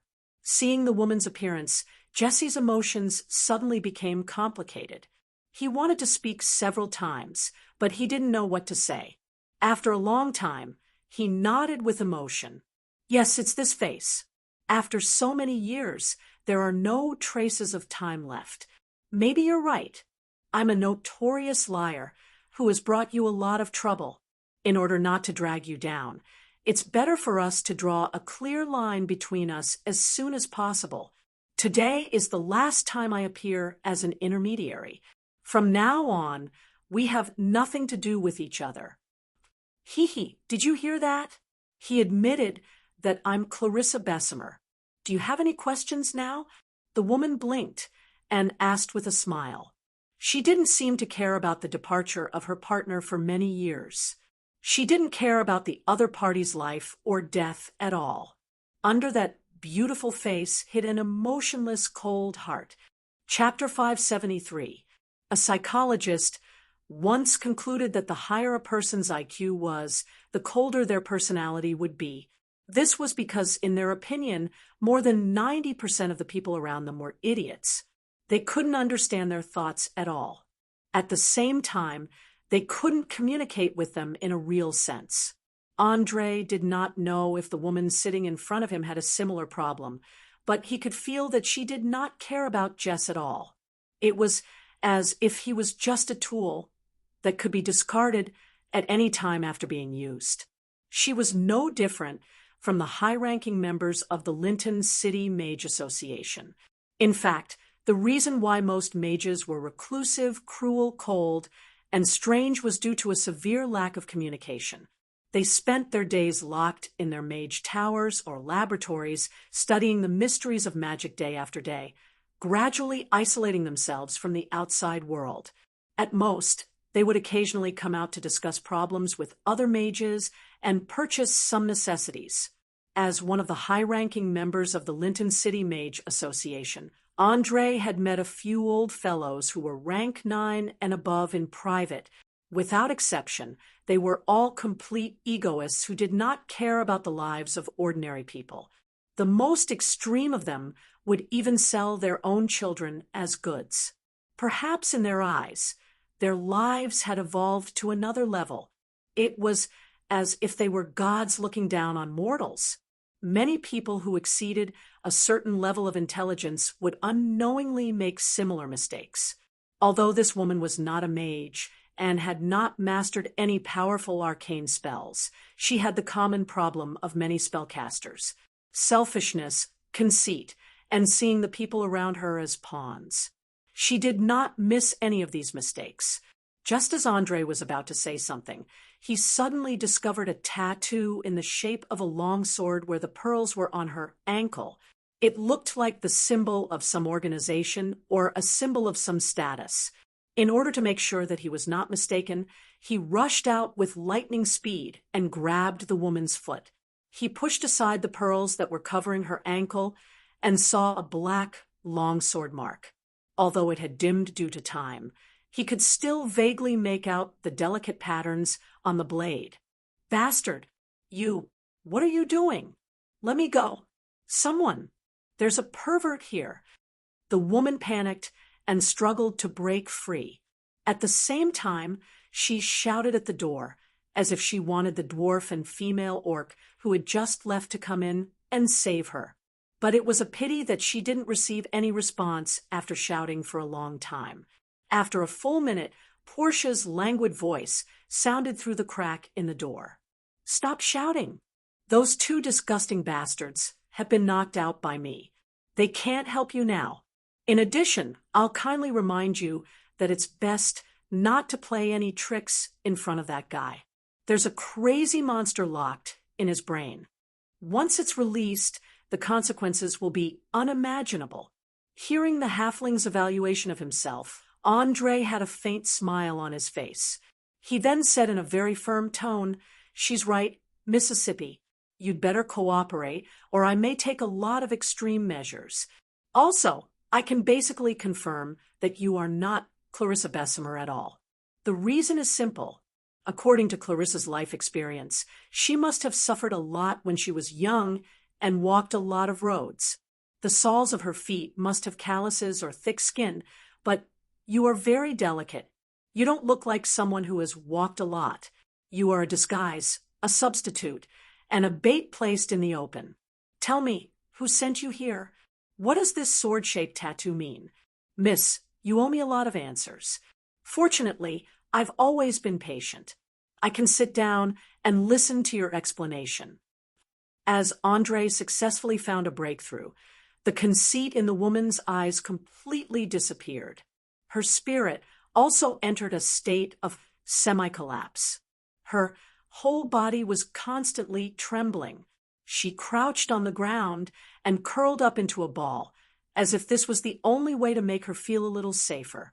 Obviously, she wasn't afraid of the people in the room, but something else, especially her 10 fingers. Because she used too much force, her nails were embedded in her flesh.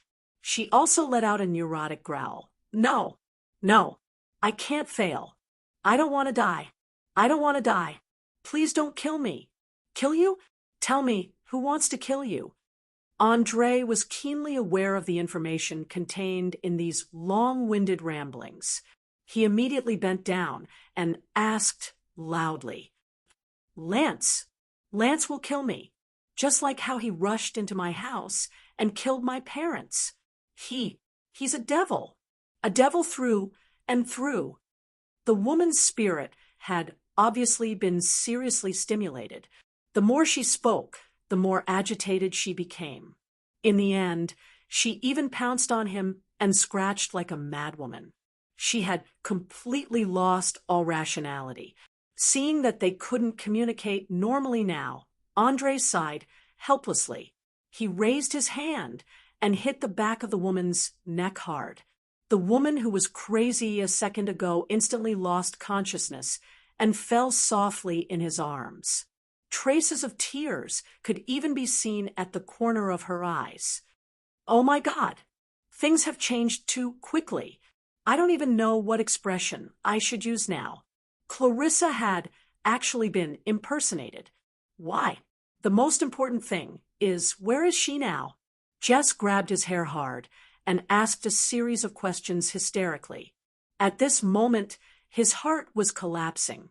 As a successful liar, he was unknowingly deceived for several years without knowing it.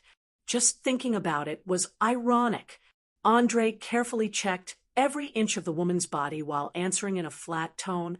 The real Clarissa may be dead or imprisoned somewhere, but I personally prefer the former. After all, the dead can keep secrets better. As for why, of course, it is for a notebook, a priceless notebook. As soon as he finished speaking, he took out a 2-foot-long thin steel wire from his thin underwear. The steel wire was densely packed with chilling sawteeth. It could be used to kill people by strangling their throats, and it could also cut through most iron shackles. Staring at this exquisite weapon, Andre's lips curled up slightly. He said to himself, "Interesting. I dare to bet that there are only a few people in the whole continent who can make this. It seems that the other party has a strong background. I have to be careful." Chapter 574. As we all know, the wire saw was a kind of high-strength stretching wire as the raw material. By winding a few or even dozens of small threads into a sawtooth shape, it could achieve the purpose of cutting objects. Perhaps to Earth, which had entered the information age, it was just an ordinary camping tool. But to the Oleo continent, which had no industrial foundation at all, it was an out-and-out treasure.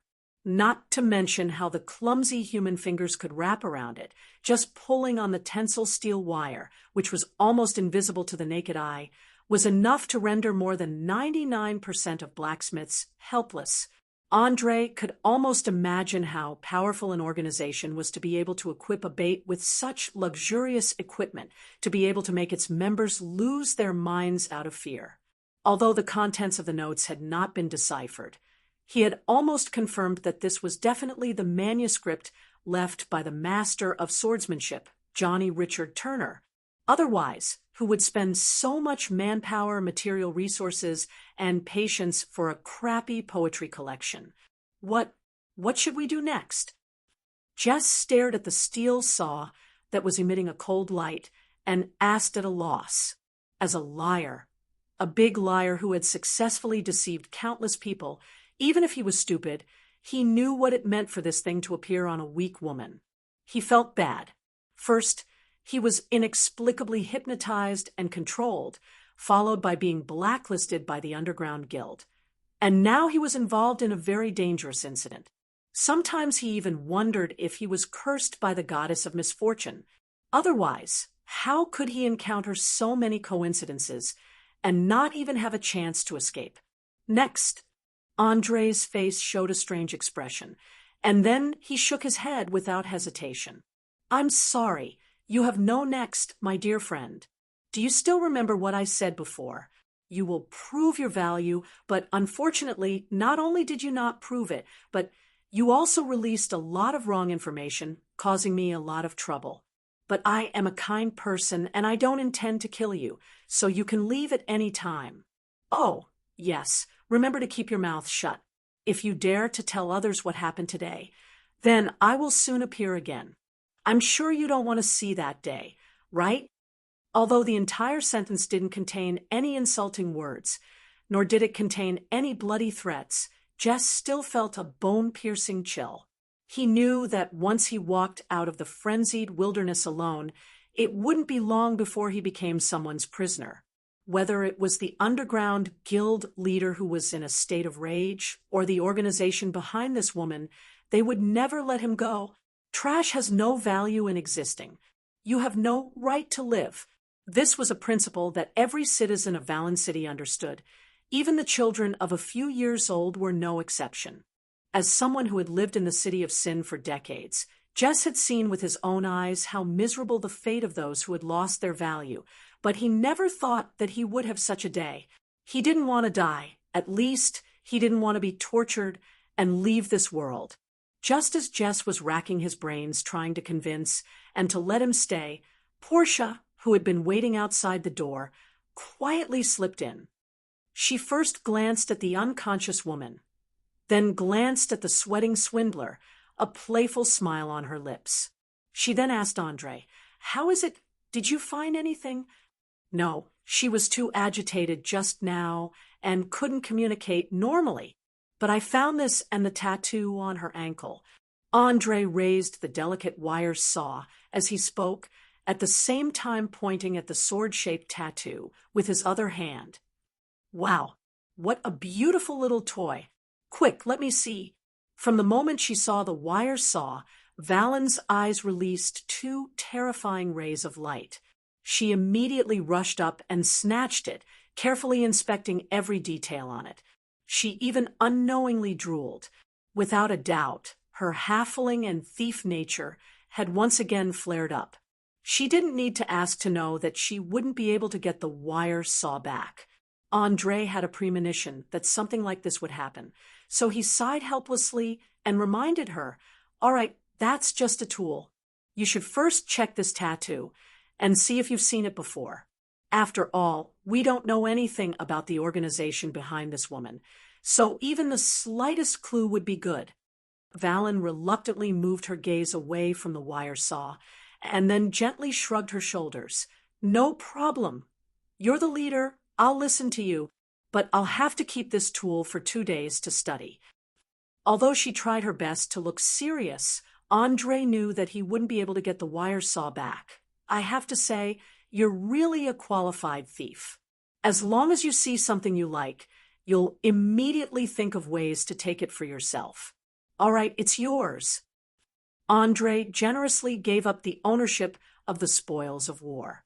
Of course, more importantly, he really didn't know how to make a halfling obediently hand over her beloved item.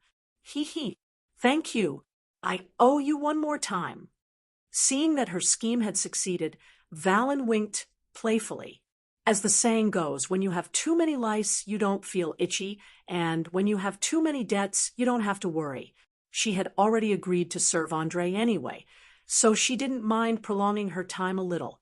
After carefully putting the wire saw into her waist pouch, she took out a magnifying glass and squatted down to carefully examine the slightly blurred longsword tattoo.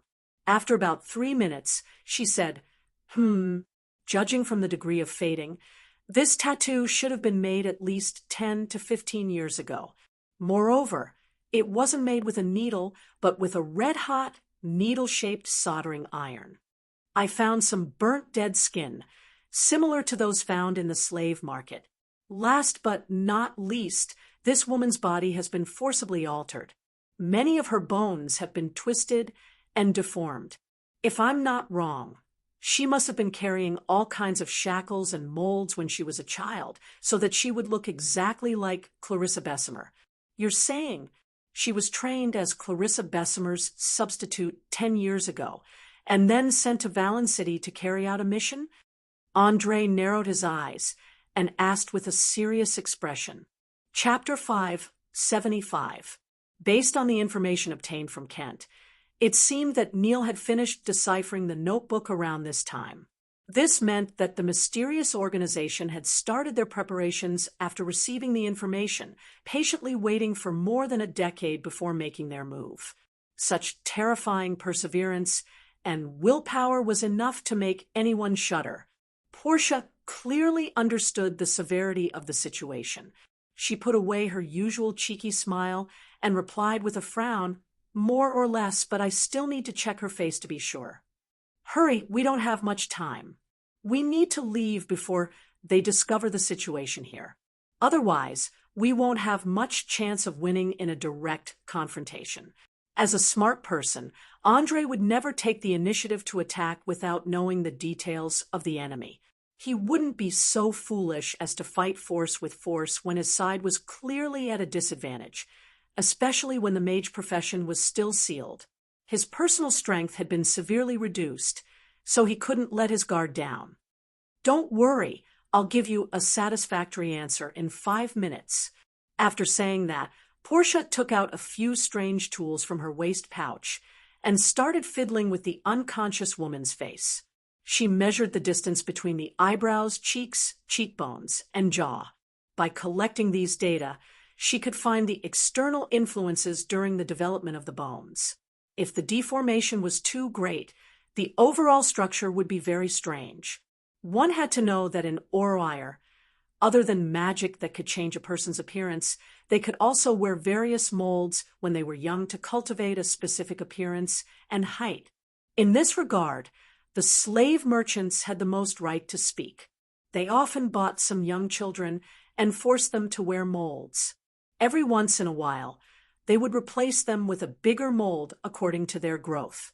In this way, as they grew up, these children would become more and more beautiful, and they would be sold for a higher price. Of course, it was theoretically impossible to completely replicate a person's face, figure, and physical characteristics.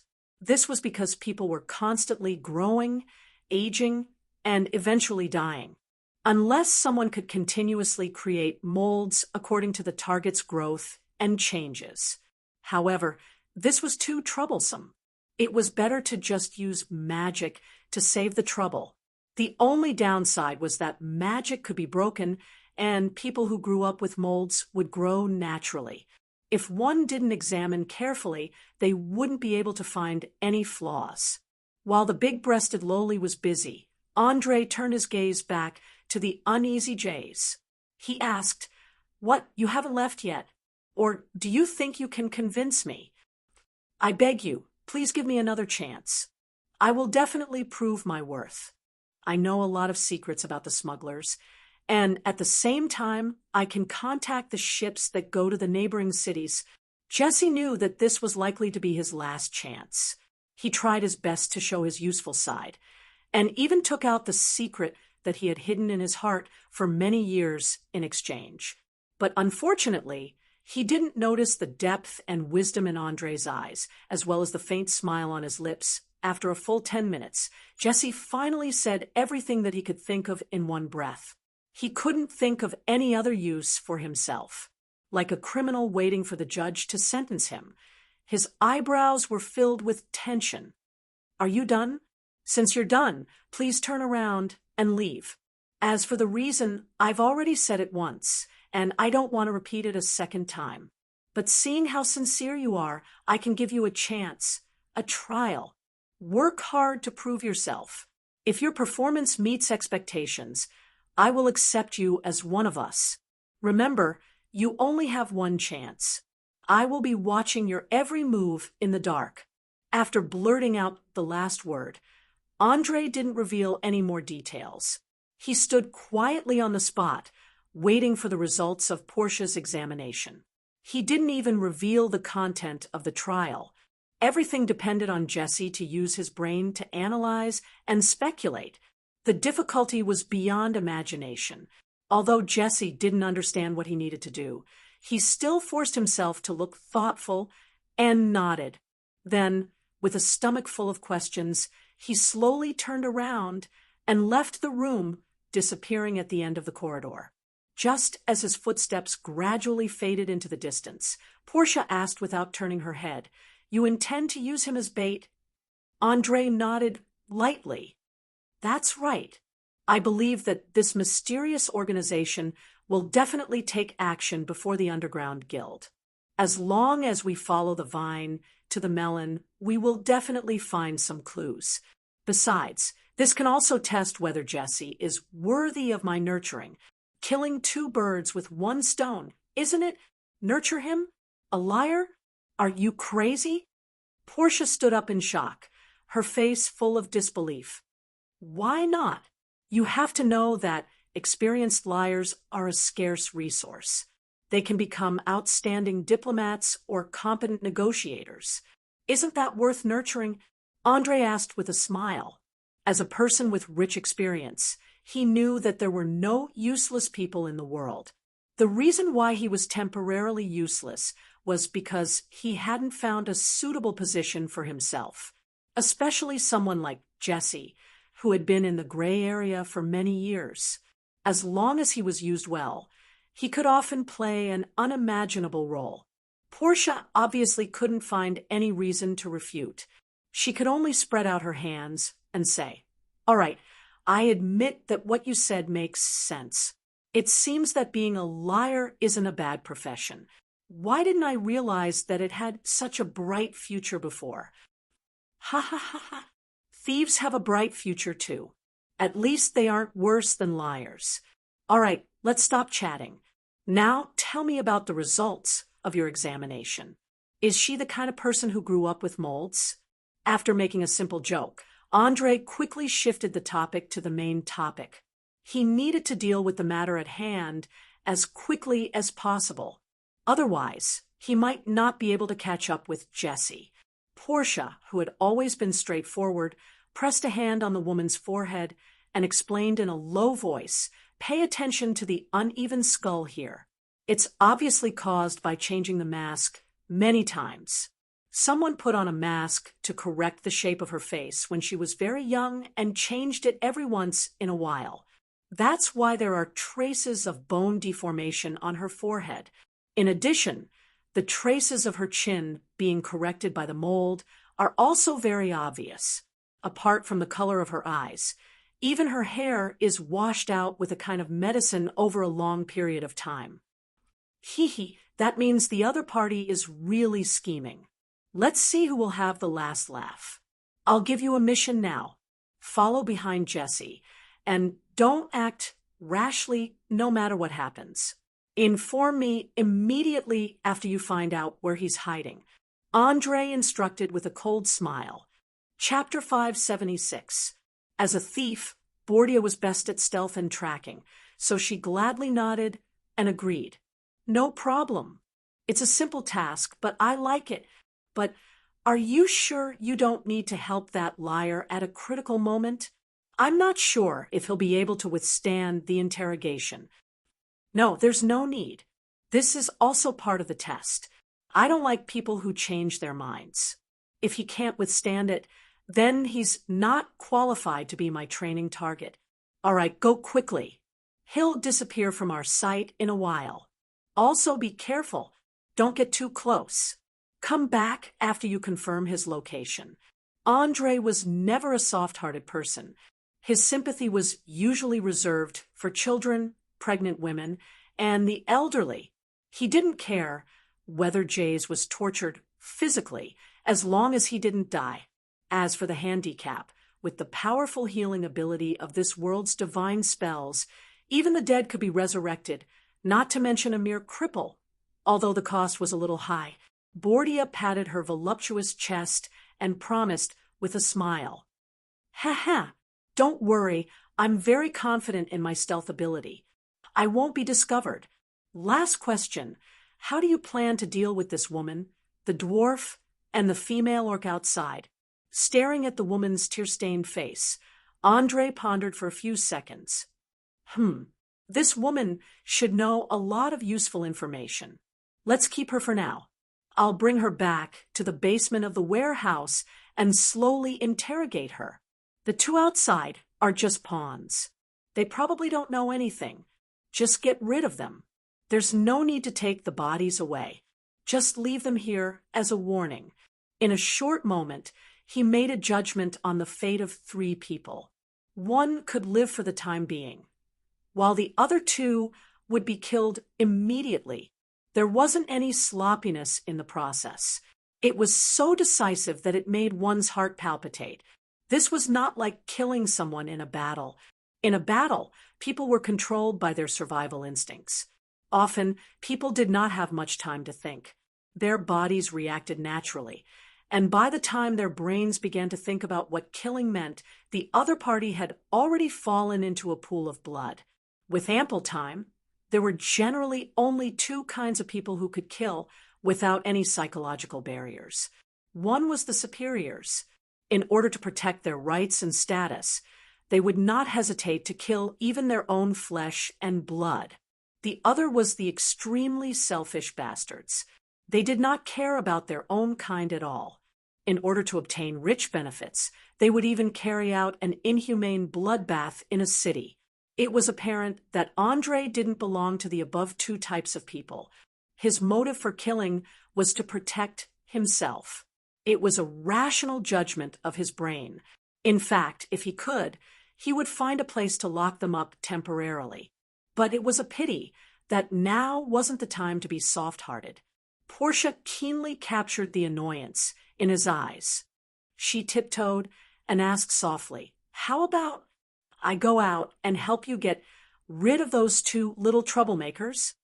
Because they were so close, Andre could almost feel the breath of the big-breasted lowly, as well as the bottomless cleavage of her chest. He held her chin with one hand and looked into her lively eyes.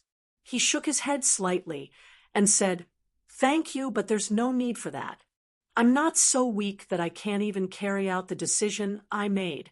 As long as humans are alive, they have to make all kinds of choices. Some things are joyful, some are painful and helpless. But there is one thing that we can't run away from. Running away is a terrible poison. Once it becomes a habit, you will become a coward.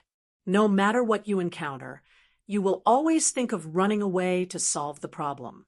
Although I hate unnecessary killing, I hate the consequences of running away even more.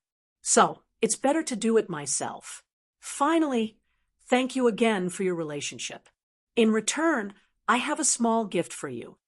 After saying that, he suddenly bent down and kissed the soft lips of the halfling girl. Portia was stunned. Her mind went blank, but her biological instincts made her start to respond clumsily. Her two short arms subconsciously wrapped around his neck, and her breathing suddenly became hurried. She was like a greedy child, demanding to her heart's content. Only after a full minute did she reluctantly separate. Your reaction is really intense. Don't tell me this is your first time kissing?" Looking at the blushing face of the big-breasted lowly, as well as the lust in her eyes, Andre smiled and teased her. "Damn it, you bastard! How dare you sneak attack me?" Portia obviously did not want to admit that she was a rookie kissing for the first time. So she flew into a rage out of humiliation and started to attack with her small fists. But she did not realize that this kind of attack was more symbolic than practical. It was more like the flirting between lovers. Moreover, with her petite body, she was completely unable to cause any damage. She was easily caught and held in his arms, feeling the intense heartbeat of the halfling girl. Andre gently kissed her forehead and said in a calm voice, "Go and complete your mission. Remember to be careful. I don't want to see you hurt. After you're done, immediately return to the warehouse. We'll discuss the next step." "Humph. You don't have to worry. I can take care of myself." Portia pouted and squirmed out of his arms. She made a face and quickly disappeared at the end of the dim corridor. After watching her leave completely, Andre took a deep breath and muttered to himself, "I'm going to start working now. I hope that the guard will not make things too difficult for me on account of the gold coins. Otherwise, it would be really difficult to transport a living person out in order to ensure that he did not attract anyone's attention." Andre quickly stripped the unknown woman naked, even her underwear and petticoats. He then opened the wardrobe in the room and chose the sexiest gauze dress to put on. He then covered her eyes with a butterfly-shaped mask and finally put on a pair of exquisite high-heeled wooden shoes.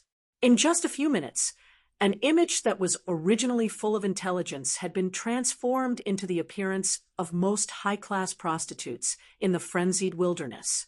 If one ignored the fact that she was unconscious, there was almost no flaw in her disguise.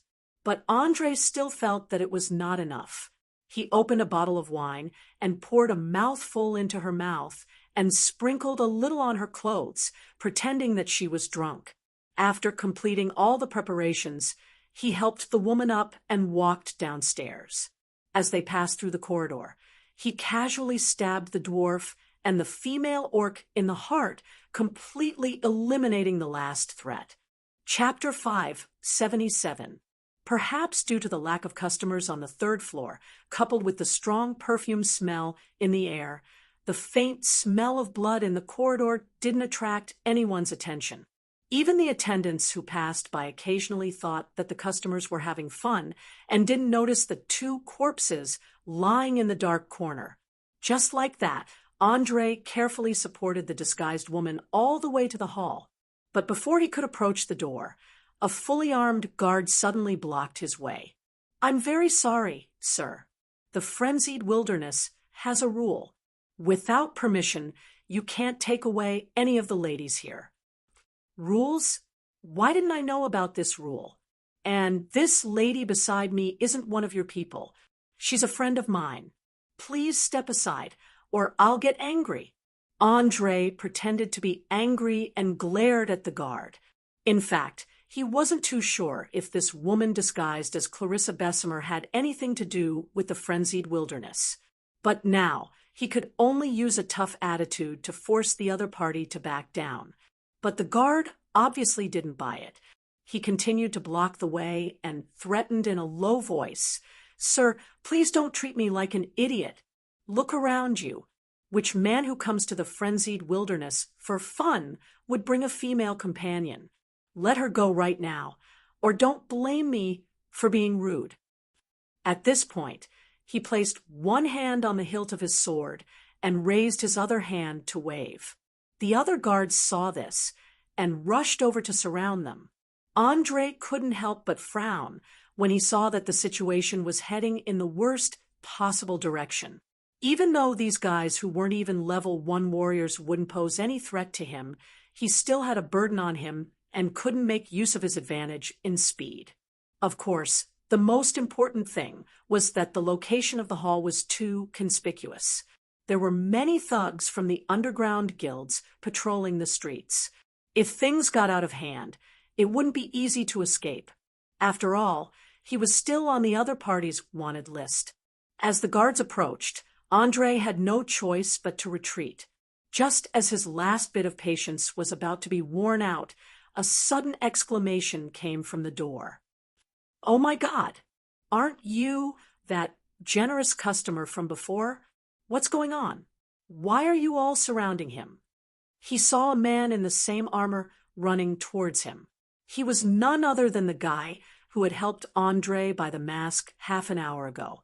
"Are you sure he's a guest and not a swindler?" Seeing that it was his colleague, another guard immediately asked. The reason why he cooperated with his other companions to stop Andre was mainly because he felt that the other party's behavior was suspicious. In addition, the woman beside him was also swaying, looking very much like she was drugged. The man who had just rushed over replied without hesitation, "Yes, I dare to use my 1 year's salary to guarantee that he is definitely not a swindler." Perhaps because of the assurance, the guards immediately relaxed a lot. Only the person who stood out first had a strange look in his eyes. Then he nodded gently and said, "Well, maybe I'm too nervous, but to be on the safe side, I have to take off this lady's mask to make sure that she's not one of our employees." "Take off the mask? Why should I agree to your unreasonable request? Don't you require every guest to wear a mask? Did you change it now?" Andre mocked the other party with an overbearing attitude. His purpose was to match his age, and on the other hand, he found that the other party seemed to be deliberately making things difficult for him. Without a doubt, being rejected and ridiculed in person was a very embarrassing thing. The guard, who looked to be in his 40s, suddenly turned red. His fists were clenched tightly, and his eyes shot out 2 murderous glints, as if he wanted to swallow Andre alive. But it was a pity that this kind of child's play couldn't scare Andre at all. Not only did he not show any fear, he even sneered and stretched out his hand to slap the other party's cheek. Who do you think you are? He was just a lowly person. Just now, you actually dared to block my way. If it wasn't for someone who stood up and spoke, do you think you would still be alive now? Idiot! Put away this trick of scaring ordinary people. Who do you think you are? Who can come here to spend money?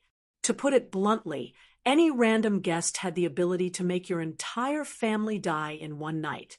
Let me give you one last piece of advice. Don't be too confident in your skills. If your sword was more than an inch out of its sheath, then you would be a corpse lying on the floor now. As the last word came out from Andre's mouth, his other hand suddenly pulled out a thin sword at an extremely fast speed. The surrounding people only saw a flash of cold light in front of their eyes, and then they were surprised to find that there was a bloody wound on the neck of the guard standing in front of him. It was just enough to cut through the oily skin, and scarlet blood slowly flowed down the wound. It was a very eye-catching sight. No one in this world was an idiot. Those who knew a little about fighting understood what this sword meant. That was a speed and technique that only a true close combat profession could achieve. In other words, it wasn't too difficult for someone who could do this to kill a few guards. Cold. Calm down. Please calm down. No matter what, don't be rash. The guy who had just used a year's salary to vouch for Andre hurriedly stepped forward to smooth things over. He was very clear that his colleague's request had indeed crossed the line. It was very likely that he saw that the other party was young and unfamiliar, so he wanted to make things difficult for him and extort some money while he was at it. One had to know that many guards would use similar methods in secret, but he hadn't expected to kick a steel plate this time. Ha ha! Don't worry, I'm very calm. I don't plan on killing this idiot, but he better behave himself in the future. If there's a second time. Andre purposely didn't finish his sentence, only leaving behind a chilling gaze. He then helped the unconscious woman out of the front door. No one dared to stop him, and no guard dared to make such a ridiculous request like taking off his mask. In Valen City, if you had a large amount of money and powerful personal strength, you could have almost everything. It was very clear that Andre's current performance had left a very strong impression on everyone, temporarily intimidating everyone around him. Otherwise, once they started fighting, the guards would quickly realize that he wasn't as strong as they thought.